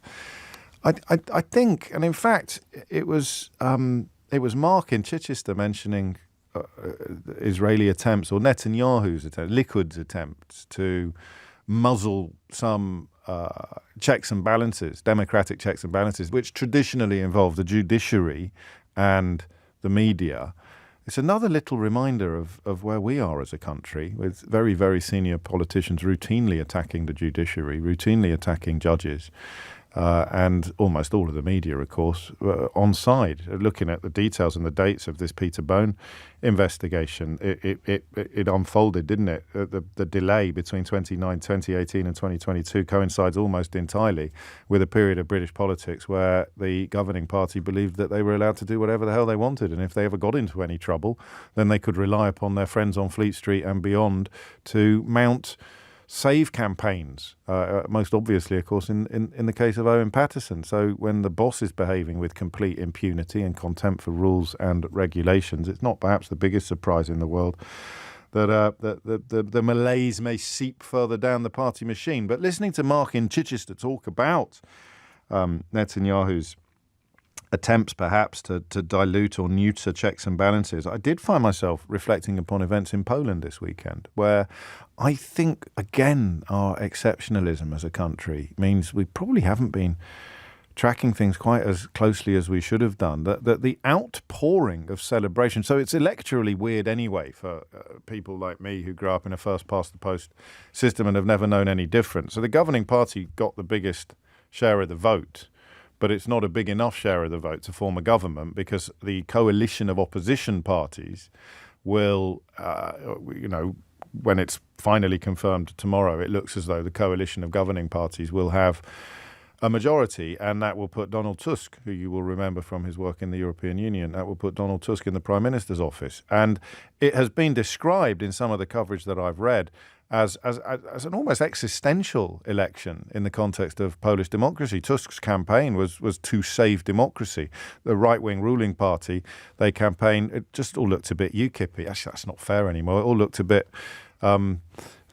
second decade of the 21st century Tory party on some of the points they were making. But I think that they were much further to the right with regards to media control and judicial appointments than we are currently. And it occurred to me, there'll be a lot of Polish people listening to this programme, so we can ask you, what does this election mean? How big a deal is it? And what does it mean for your home country, your country of origin? 0345 6060 973. Now, we could, glancing at the clock, we could do this without an introduction. Because if we do an introduction, it'll just be me groping around in the dark, trying to find something interesting to say about an election that I've confessed I had failed to appreciate the importance of. So what would be nice is if people who voted was it yesterday and the day before, people who voted on Sunday in the Polish election, or Saturday, can tell me and everybody else listening how important this result is for Poland. And if you want to do that and spare everybody one of my interminable introductions, then you can do it now by dialing 0345 6060 973. If I were to invite you to provide me with an idiot's guide to the importance of this Polish election, I want to make it clear from the start that I am casting myself in the role of the idiot. James O'Brien on LBC. James O'Brien on LBC. It is 11:49 and you are listening to James O'Brien on LBC, where the conversation takes a slightly unexpected turn. Our first ever, I think, dive into Polish politics. You will be aware of an important election that was you'll probably be aware of an election that was unfolding this weekend. You may not be aware of its importance. You may not be aware of it at all. But what I also want is some background on the Law and Justice Party, which is a sort of won but also lost. It would have achieved more seats than any other party, but fewer than in the previous election, and not enough to be able to lead a government that can pass laws in the legislature. This is based on an Ipsos exit poll. Exit polls always reliable, but not guaranteed reliable, of course. There is always a danger that the final count will confound the exit polls, but it seems highly unlikely. The most important campaign, according to many polls, since 1989, when democracy essentially emerged after decades of communism. The turnout this weekend was even higher than it was in 1989. But I also need a little bit of help and guidance on how far had the incumbent party, who still secured more seats than any other, but how far had they gone down what we might loosely describe as far-right roads? Because I think we've taken our eye off the ball a bit on that. The Law and Justice Party's relationships with media and judiciary interest me as well. But the point is this is our first ever Polish politics phone-in. So stick that in your pipe and smoke it, Suella Braverman. This is a wonderful example of multiculturalism and diversity, or whatever you want to call it, although my understanding of the Law and Justice Party is that they'd be a lot closer to Suella Braverman's position on that sort of issue than they would be to mine. But I love the idea of conducting this conversation in a London studio with people who have one foot in Poland and one foot in the United Kingdom. 11:51 is the time. 0345 6060 973 is the number that you need. Let's start with Joanna, who's in Stirling. Joanna, what would you like to say? Hi, James. I'm quite gobsmacked. I didn't think that you were going to tackle this particular subject because it's just so niche for It's not really niche. It's an entire country, Joanna. It's not like we're talking about bungee jumping in a Muppet costume. It's national, not neat, but I know what you mean. You haven't heard much coverage of Polish politics on this programme in the past. Yeah, okay. Well, yesterday I was in Edinburgh to vote, and I must say I was really surprised by the number of people that turned out, and the atmosphere in the queue was full of hope. Everybody was saying maybe this time we can manage to change things for the better. And you know, these hopes seem to have kind of come to fruition And I'm hoping that the exit poll results will be confirmed or maybe even improved. I don't know. Yes.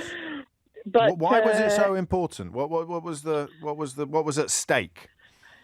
Yeah, it was big words, and I think Donald Tusk said that in his speech before the election, that this is really the Polish democracy that was at stake. Yes. Because it's been slowly eroded, I think, through all the sometimes small, sometimes big changes that were pushed through by the previous government of the Law and Justice Peace. Party. Law and Justice Party, yeah. So they started changing lots of different things, starting from the media, the Polish television, the main channel, the national channels, has been all, the journalists that were put in, they were the only raison d'etre of there as journalists was to support the government. So the truth started to be thrown out the window. Most important thing it was a bit like when Boris Johnson tried to put his old mate in charge of the BBC then, but in Poland they actually managed to pull it off. Yeah, Britain wasn't as bad. I mean, Poland, it was just a big propaganda channel that only spewed out things that kind of bigged up everything that government did and completely diminished anything else. Really? But I mean, would there be an LBC? It was horrendous. So it would be like watching North Korean television, talking about how wonderful Kim Jong. Really? Almost that. Yes. I mean, well, that's what I mean by my ignorance. That's what I mean by my ignorance, because this is happening on our doorstep in a country with whom we have, probably a greater tie over the last 100 years than any other country in Eastern Europe and many other countries in Europe. But so you genuinely had a takeover of mass media by government. Well, yeah, the public media. Fortunately, there was still independent, media that could kind of provide people with some alternative kind of. And was that? And were they do they flourish? Are they? I mean, is there an equivalent of LBC, for example? Yes, I think TVN is probably the biggest private kind of independent station that took over the role of kind of supporting the opposition. And then the judiciary, obviously, there was a lot of pressure on the judges. It's supposed to be independent of the government, right. So you'd have the legislature, they would have the executive as a government, and then you'd have the judiciary that would be independent. Kind of all the checks and balances would rest with them. But if the judges feel under pressure from the ruling party and they're kind of scared for the job, and presumably the right-wing media, then the government-supporting media, would join in with the attacks on the judiciary. Yes, which also sounds oddly familiar to people listening in the United Kingdom. I just found something in reference to what you said. A guy from TVP who was ordered by his bosses to start following an outspoken critic of the ruling party with a drone.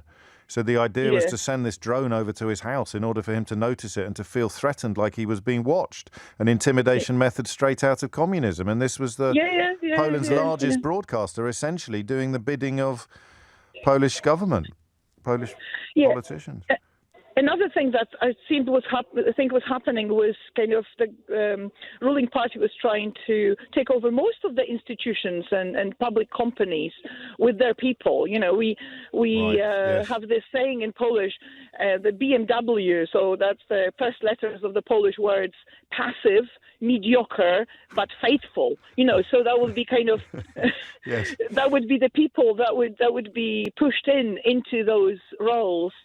And I thought that was just, so this is a huge deal then. I mean, it is I think so. Just talk me through because we often forget that totalitarian regimes or very, very oppressive regimes often achieve power democratically. It's what they do with the power once they've got it that becomes historically questionable. But the ruling party, they won, but they lost. So how do you feel personally about the fact that they still enjoy fairly high levels of support, despite what you've just described to us as unalloyed? They were a hugely populist party, so they had the propaganda, and I'm afraid the public television reached out those kind of rural areas a bit more than the kind of private owned and independent media. So people would listen to all that stuff that they were spewing out. Plus, they were given money because there was a lot of money went out in. There was a 500 plus for every child you had. And then they were increased it to 800 plus, it was called. That was the money they were given every time they, but it was a regular payment they were getting if they had children. Yes. So people thought they were given a lot of money, and that was, they were saying, oh, that's the only government that actually did something for us, that gave us something. And they were not seeing everything that was happening kind of in the background, so to speak. And then finally, immigration rhetoric as well, I think, has been key. Because there was a referendum, wasn't there, on immigration? But that, oddly, given the turnout in the election, which was in the 70s, the referendum didn't get enough turnout to actually make the findings binding. So what happened there? I can tell you, there was a big movement to stop people taking their referendum cards because they were given out together with voting cards. So everybody was kind of pushed, don't take it, because the referendum was written in such a way that they were really rhetorical questions, kind of geared towards people giving certain answers. So people saying, we're not taking part in it. So the only way to kind of overthrow it was not to take part by making a statement that you're not accepting the card, and you had to make sure that it was noted on the the register that you refused participation. Also, voting abroad, because I was voting obviously in Edinburgh, there was a big movement not to take the referendum cards for a different reason, because they were only given, I think, 24 hours to count the votes. If they were also counting the referendal cards, they would probably not manage to count all the votes, especially taking the turnout. They were saying, just don't do it. If you want your vote to count, the vote counted. Don't worry about the referendum. Crikey, there's a lot going on. So, a lot of love for your accent coming in, Joanna. How long have you been in Scotland? Oh, right. 15 years now. There's a lot of people picking up on the blend of the Scottish and the Polish working together so beautifully. So thank you for that. It's a lovely, it's a perfect analysis, actually. And Rory Stewart, of course, has warned that some Conservative politicians, some of his former colleagues, look towards no hostages. Has reminded me of this on Twitter a moment ago. Look towards Poland in particular and Hungary as models of where they want to be, which is why I would remind you that Boris Johnson wanted to put his old crony Charles Moore in charge of the BBC and Paul Dacre, the editor of the Daily Mail, in charge of Ofcom, the broadcast regulators, which is, on the same tactical page as what has happened in Poland, where the bloke they put in charge of making the public broadcaster, and I quote, more Polish, said, "I know the changes we've made aren't popular, but I say to those who don't like what we're doing, win the election next time." Yeah, I think they just did, mate. James O'Brien on LBC. James O'Brien on LBC. 3 minutes after 12 is the time. You're listening to the first ever phone-in on... is it the first ever phone-in on LBC about Polish politics? Or is it just the first one that we've done? Has anyone else done Polish politics as a phone-in? Do we know? Well, in 50 years? Well, yeah, I don't think it's on... Well, don't look at me like that. Find me the evidence. When was it then? So I would say over 50 years, it seems quite likely we might... we'd have done Solidarność, wouldn't we? We'd have done the Lech Walesa and the toppling of the communists. Would it have worked as a phone-in? I wonder who was in this slot. Probably Brian Hayes.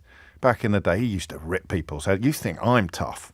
You think people ring me and say, "Be gentle with me." You should have rung Brian Hayes back in the day on LBC. But you wouldn't have had the Polish diaspora in this country. So you would have had the Polish community that arrived here during and after the Second World War. But you wouldn't have had the 21st century diaspora. You wouldn't have had the number of Polish people living here. So I bet we've never done a phone-in about a Polish general election.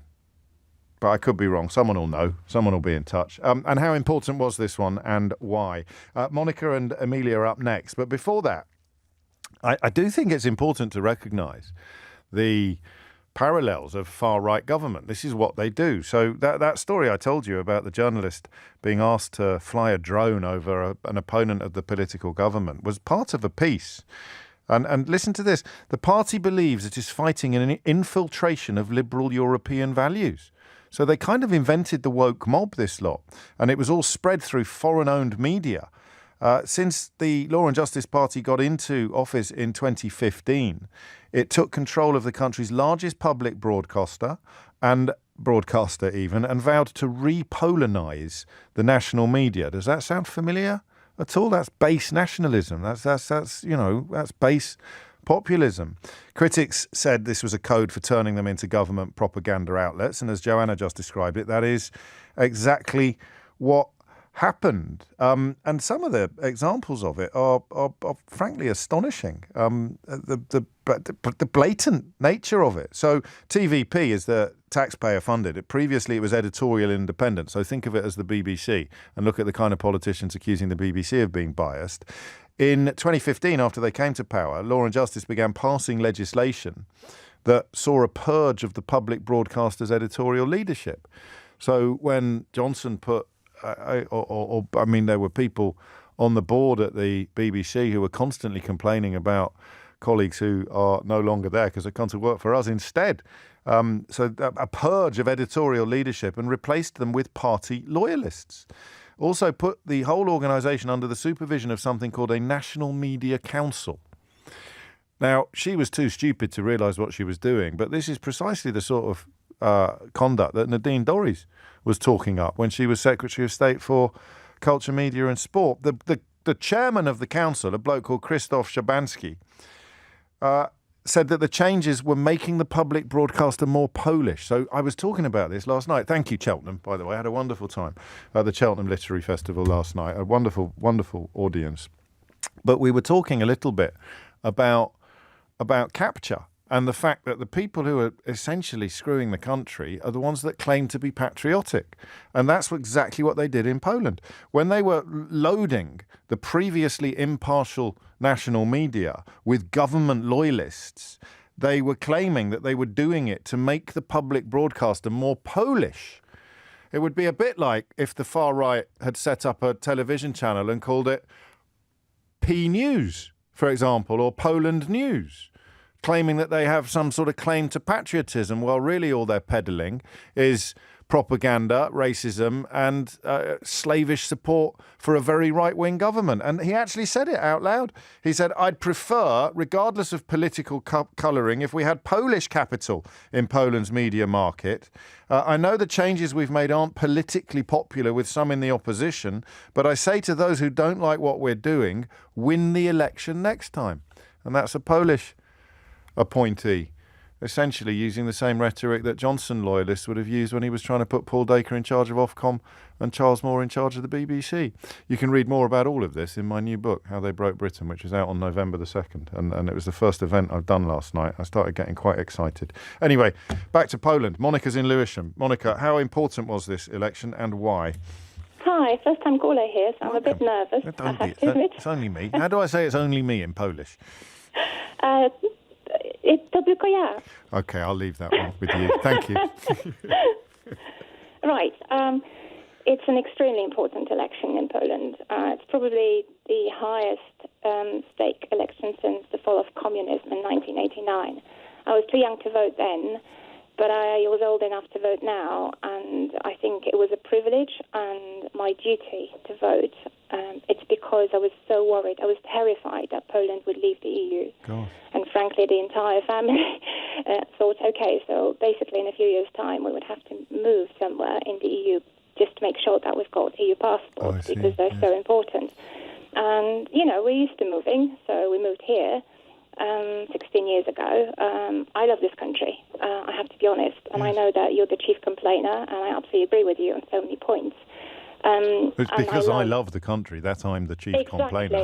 Exactly, and I love it. I think you're doing a great job, but I still think that living here, to be honest, it's still better. Yes, absolutely. Because, okay, with all the faults of Britain, I just feel more free here. And now this is changing. I'm proud to be Polish again. Okay. And I'm so hopeful for the future. I think Poland might stay in the EU, should stay. If Tusk is in charge, I think he'll bring Poland closer to the EU. It will be much easier to mend the relationship that has been, almost broken now. And Poland has lost its significance in the EU, and it should be more significant. It's the 5th largest country.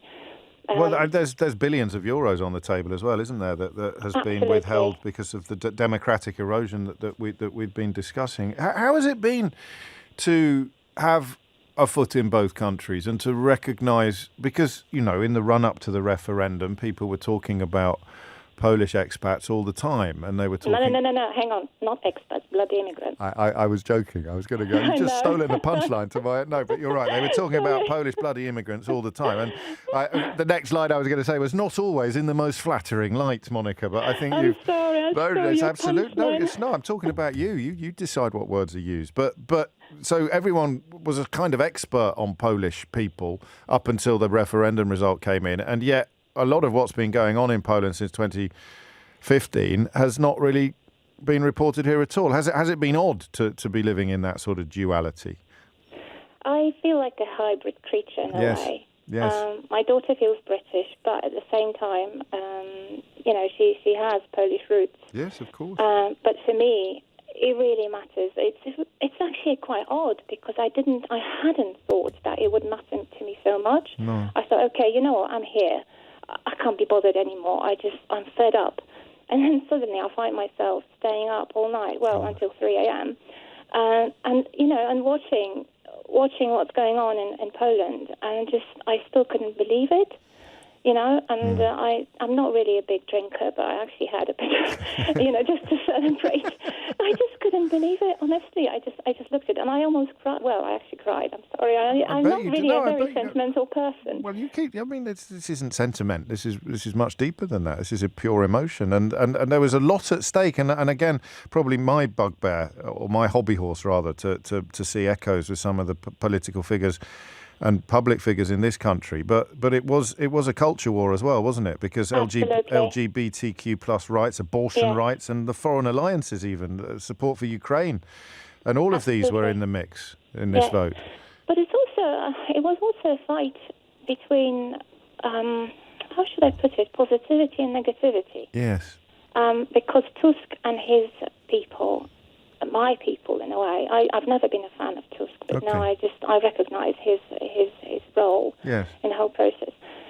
He portrayed Poland as a friendly, happy country, whereas the other side, and I'm saying, well, I don't know, maybe I shouldn't. Well, it's my personal opinion. Yes. The other side was more about protecting Fortress Poland, and more about hate. And this vitriol that you could see in the discourse, it was just so...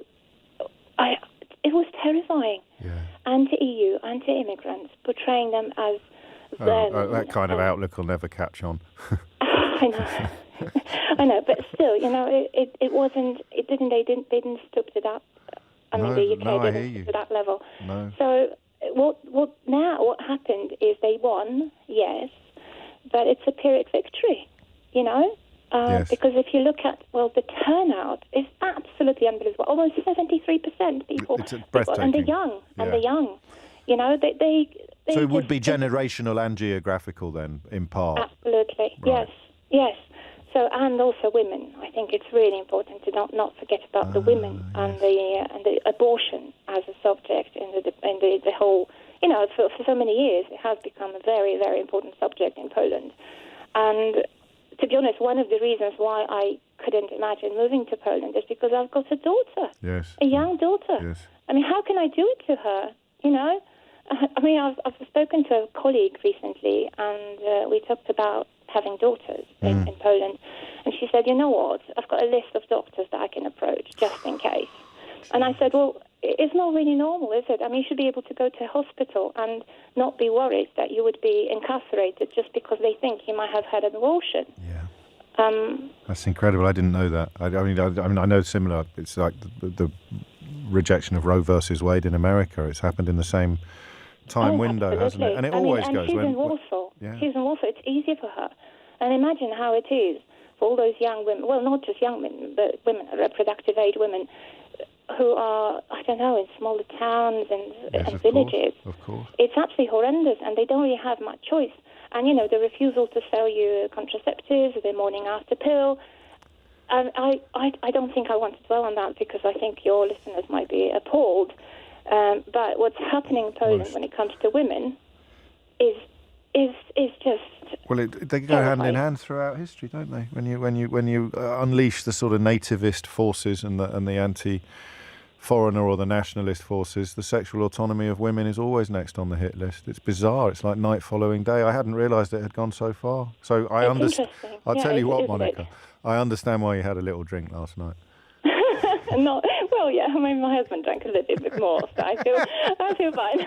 I'm glad to hear it. Thank you so much. This is absolutely fascinating for me and for everybody listening. 12:16 is the time. You're listening to James O'Brien on LBC, where we examine the importance and the significance of the election result, the expected election result in Poland. And of course, talking a bit about British newspapers and what have you, you've already got alleged newspapers like the Express trying to attack Donald Tusk, which says it all, really. James O'Brien on LBC. James O'Brien on LBC.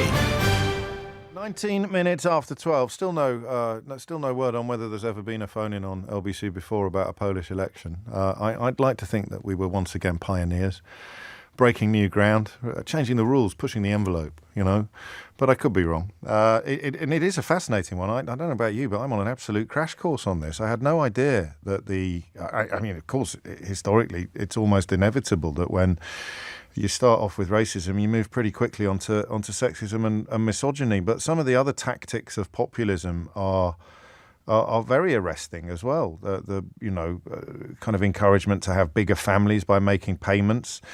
I suppose we should be thankful that in this country the Tories went in the opposite direction, didn't they, and actually removed child support payments for people who have more than 2 children. But this referendum was going to be on migration, the retirement age, lots of other issues, and it's failed completely because the participation level was too low to make the results legally binding. It will also be a relief for Kyiv, the result in Poland.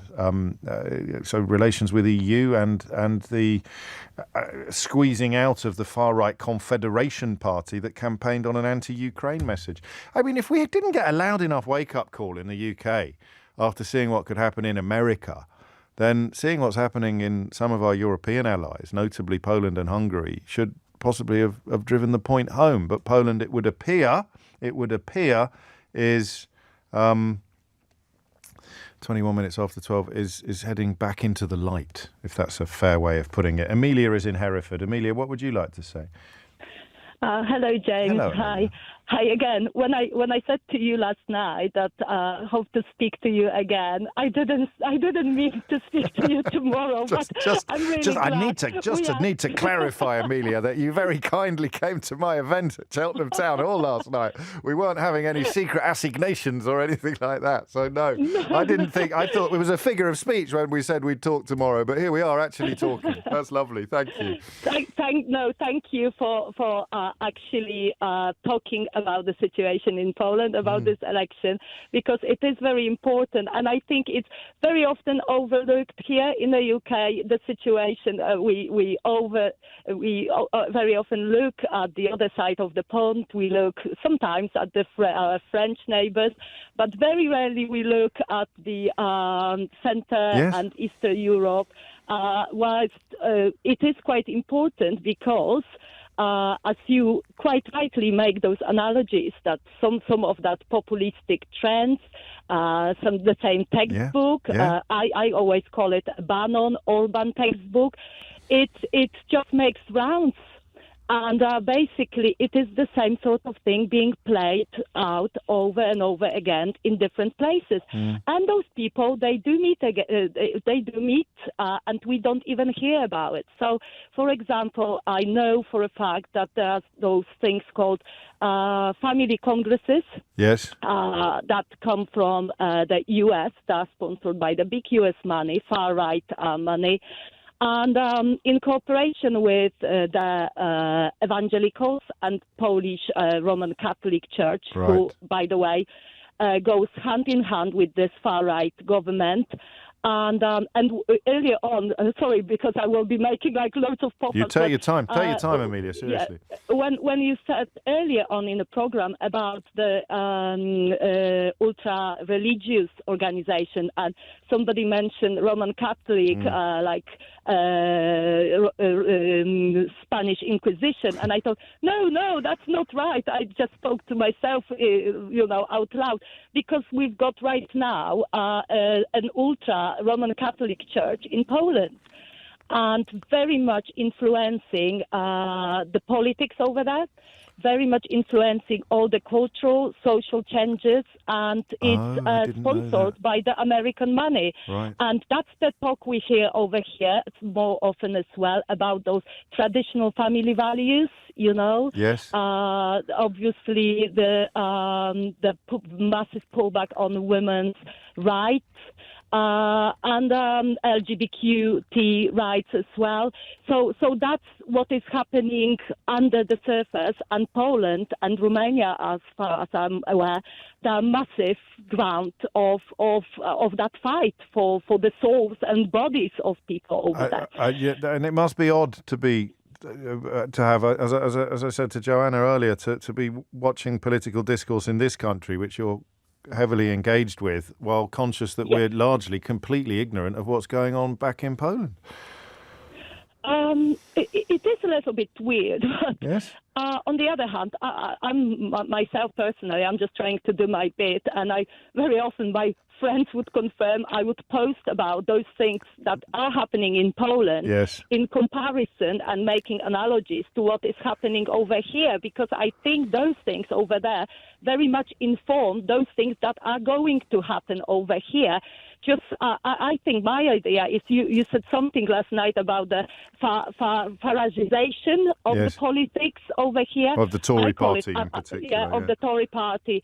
I call it Americanization. I know that it's a very broad term, but I think most of those things, they came from the States, and that's been played in Hungary, Poland right now.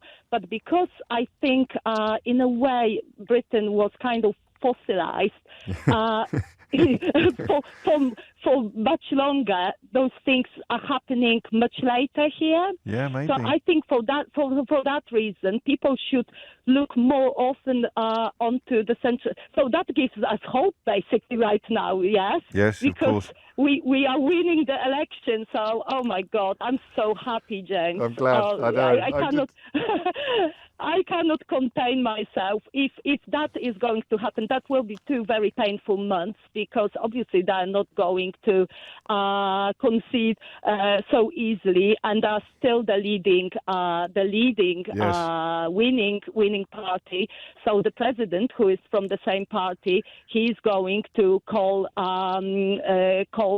them to form the government. Sure. Which are obviously are not going to. Well, to if the do arithmetic it, holds, it will collapse, yes, won't it? But they won't give up without trying. I don't think they'd go full Trump, would they, and claim that they'd actually won? Probably not.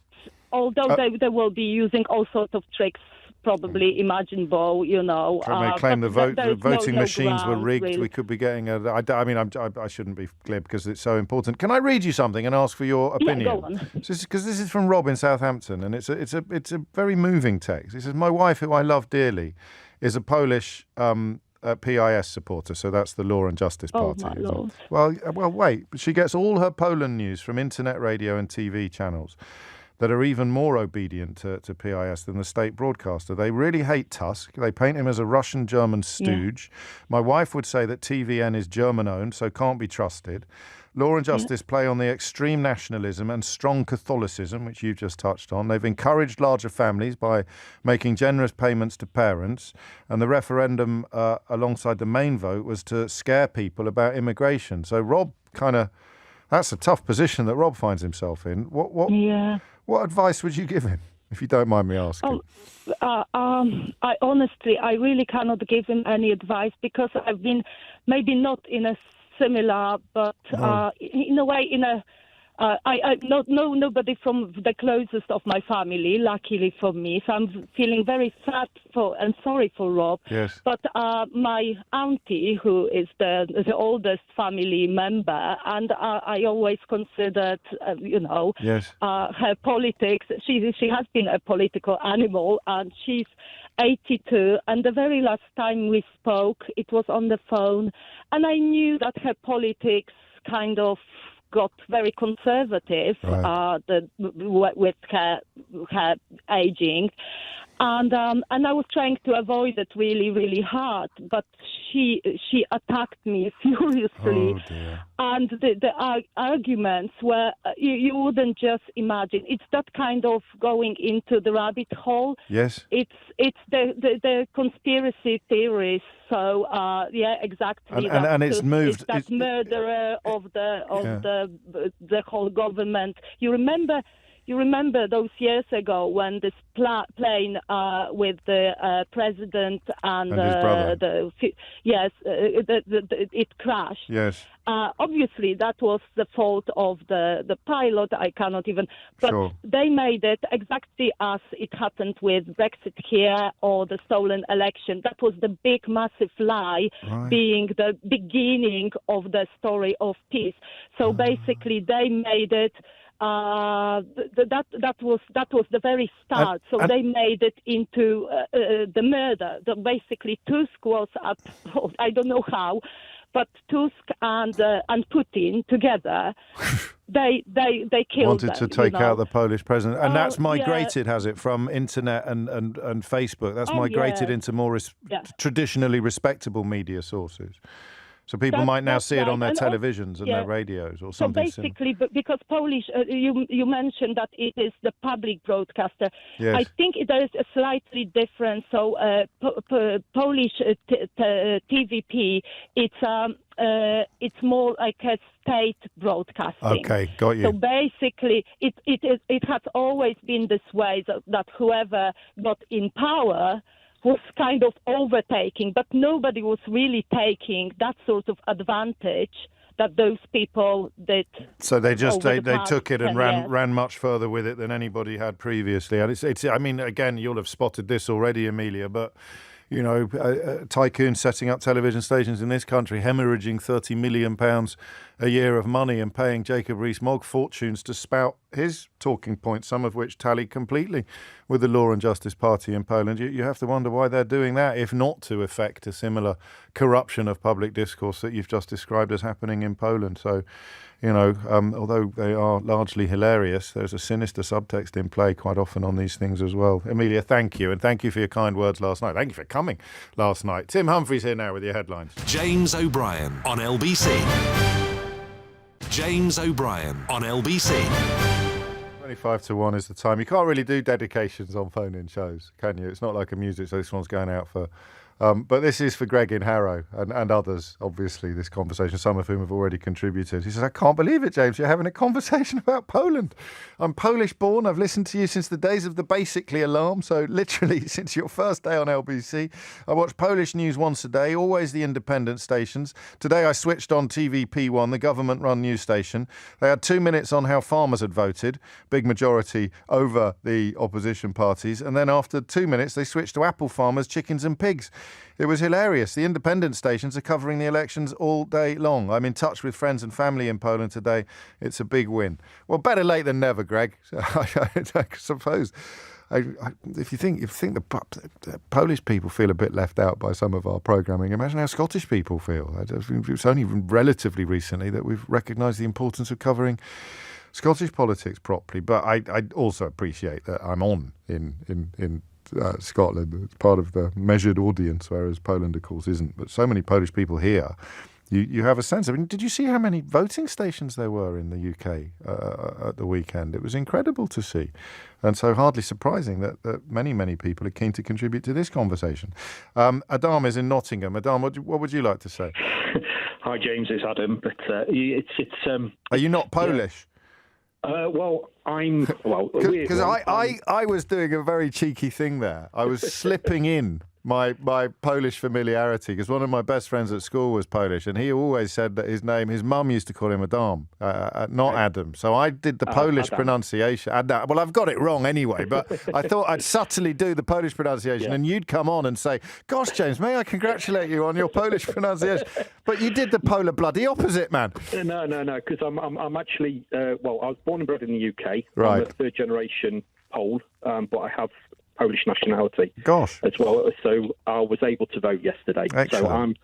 So I'm on a different type of view, but yeah. So yes, I did vote yesterday in Nottingham. Waited about 3 hours to get to the phone. Gosh. Why was it so important to you? I think, I go to Poland most years anyway. Right. And I think what the biggest shock you will see is if you actually go there, look at the Polish television. Yeah. The actual news channel itself, it is unbelievable. The propaganda is absolutely frightening. I would probably put it. Go on, give me some examples. Give me an idea. Okay, right. So if you look at the TVP, the news, it was always attacking Donald Tusk. Really? Yes, absolutely. So it makes it an even bigger achievement in the context of that weighted against him.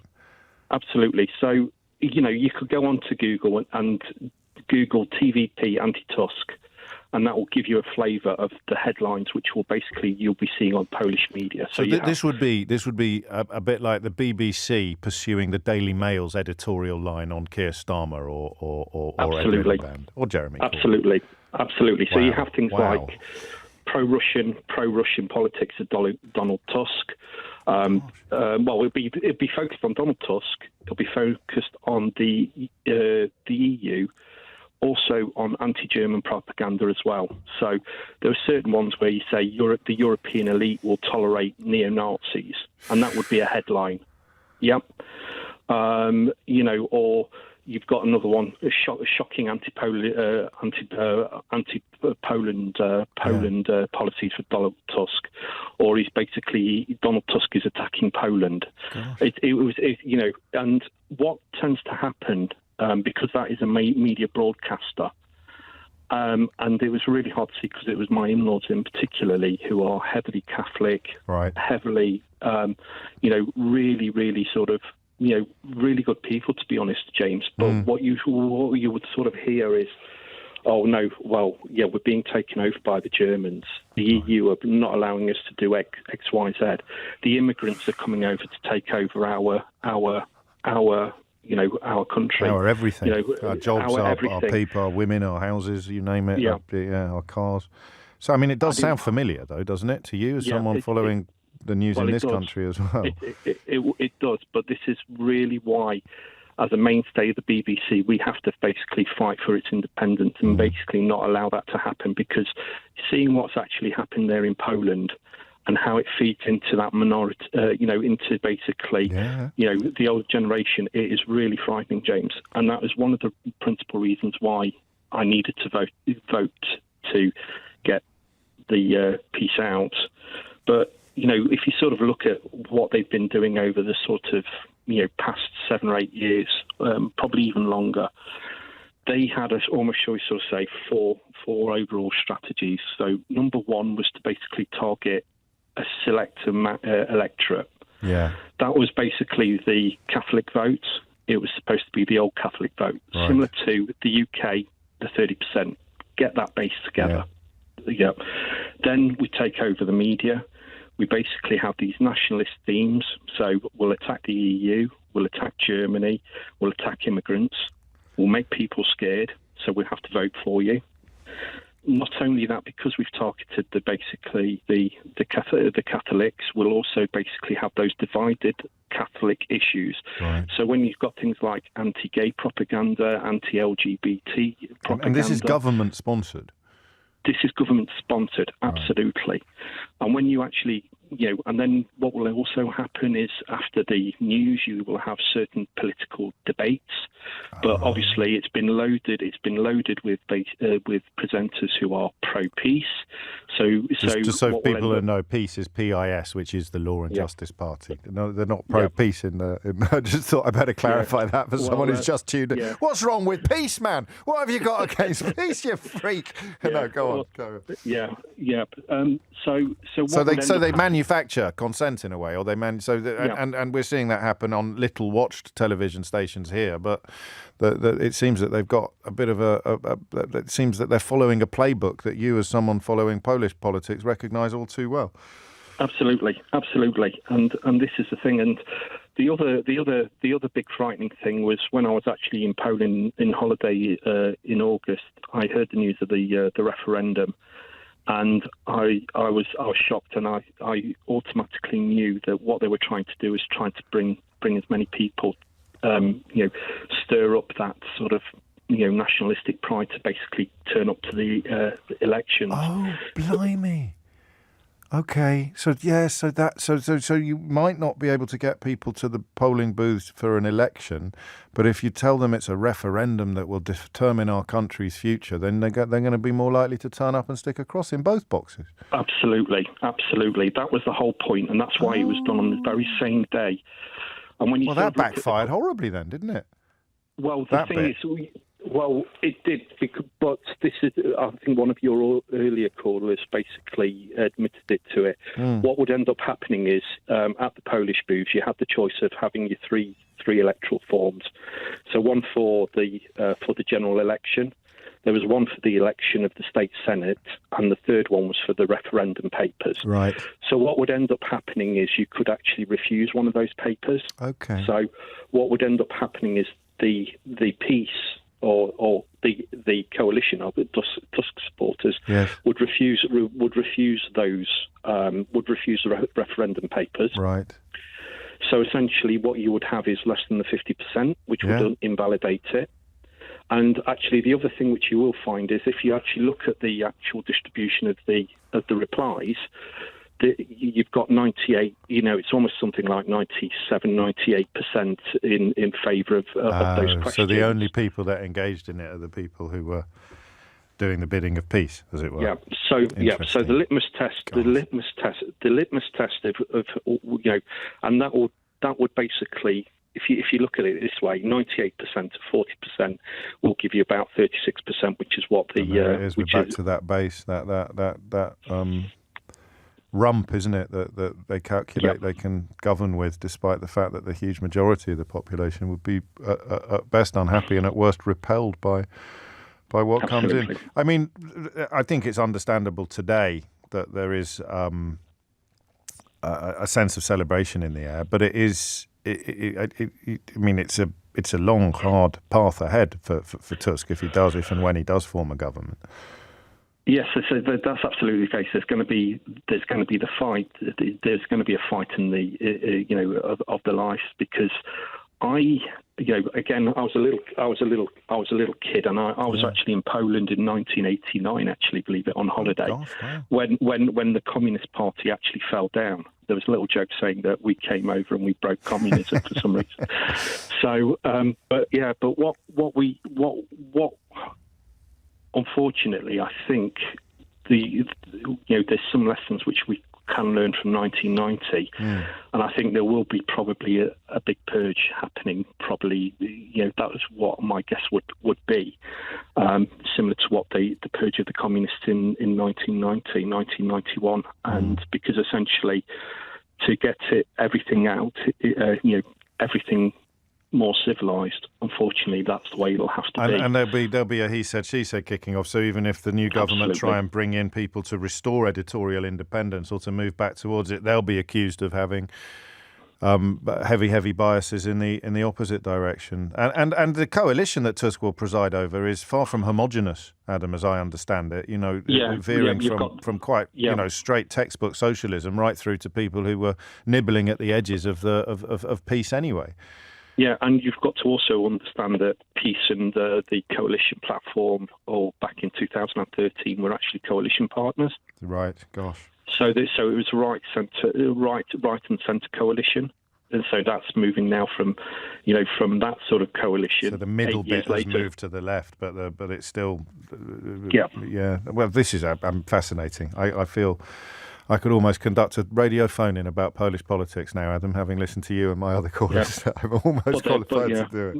I've got to crack on. Go on. Yeah. Last word, because I sense you want to say something. The last thing I want to think is there's lessons which need to be learned, and we've got to apply it to the UK. Yeah, and what I'll probably sort of say is, we all have to vote. Everybody, young thing, we have to vote. We have to make our votes count.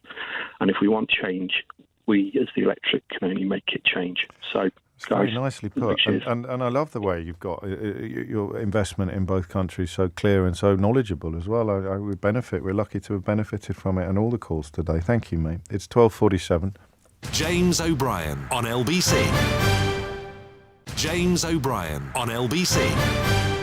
It is 10-1. Adam has it 100% right, says Tony. I'm from the outside with an inside view. I'm Spanish, but very Polish, having married a Pole and known Poland well since 1988. Well done, Adam. You've done a very good job, and now I don't need to call in. Just I keep you in the loop on where Tony is at the moment. We're talking about the Polish election results, which I should stress, and I know I have done, but I'll stress again, it is at the moment an exit poll that appears poised to deliver victory to Donald Tusk's coalition. But my goodness me, the crash course I'm receiving in just how far to the right the country had lurched, or the government had lurched under the Law and Justice Party, not only chilling, but also, as Adam quite expertly detailed there, and Amelia and Joanna and all my callers today, Monica, the echoes I hear of what's going on here are impossible to ignore. I'm to the point where I never really understood the wisdom or the thinking behind setting up a TV channel, hemorrhaging tens of millions of pounds and filling it with Tory politicians in the knowledge that hardly anyone was watching. But it doesn't matter, does it? If you're seeding social media and you're getting these talking points and conspiracy theories and blatant lies, and of course epic sexism as well, you're getting it into public discourse, not via traditional viewing figures, but via, it's all my fault, isn't it, for inventing viral clips in the context of current affairs in the UK. But it is all beginning to make a little bit more sense, and it ties in where the racism, where racism goes, misogyny follows. Persecution of immigrants followed by persecution of female sexual autonomy. And tying it in with bogus claims towards patriotism or family values, in this case pandering to extremities within the Roman Catholic Church and demonising immigrants and the European Union. It's almost as if there's a playbook, isn't it? It's almost as if there's a playbook. 12:53, and of course if they're using the playbook as the same playbook as their American counterpart, then you can expect claims that the election results themselves are not to be trusted coming up in the coming days. There were reports that Israel and Hamas deny a Gaza ceasefire. So if you've come across any reports that there was some sort of ceasefire in place in order perhaps to allow people to cross the so-called Rafah crossing into Egypt, that is now being denied. So it looks as if that, it's certainly in a holding pattern, but it's not currently happening at the moment. And I think if that were to open, then you'd have humanitarian aid coming in one direction and an exodus of humanity in the other. But that story, as Sheila just alluded to in her trailer there, is going to be unfolding still further and faster throughout the day and the coming days on LBC. 12:54 is the time. Judith is in Hounslow. Back to Polish politics. Judith, what can you tell us? Hello, James. Hello. First of all, thank you so much for having this. Oh, thank me. I'm loving it. I'm fascinated. I'm not taking any credit for it at all. I've been absolutely riveted by the callers. I've loved every minute of it. Having speaking about Polish politics is so important because it's important to talk about European politics. But what I wanted to say is what you alluded to just before the break, which is, of course, this is the exit poll results. So my champagne is out of the fridge and I have taken off the foil and I'm about to undo the wire, but I haven't popped the cork yet. Fair enough, don't pop the cork. Always wild. I am very, very optimistic, though. However, it will require Donald Tusk and the coalition partners to make a very swift decision, and I hope they have been talking up until now, a very swift decision and offer to form a government, of course, it is the right of the Polish president to actually allow a minority government to be formed by the party who got the most votes, which is the Law and Justice Party. If that were to happen, of course, they would struggle governing, and the government hopefully would fall apart very quickly. But we might have to go through this because the Polish president is also from the Law and Justice Party. Yes. And then hopefully, once that's over, we can then start talking about forming coalition government. I'm very happy about this because I believe coalition governments are the future.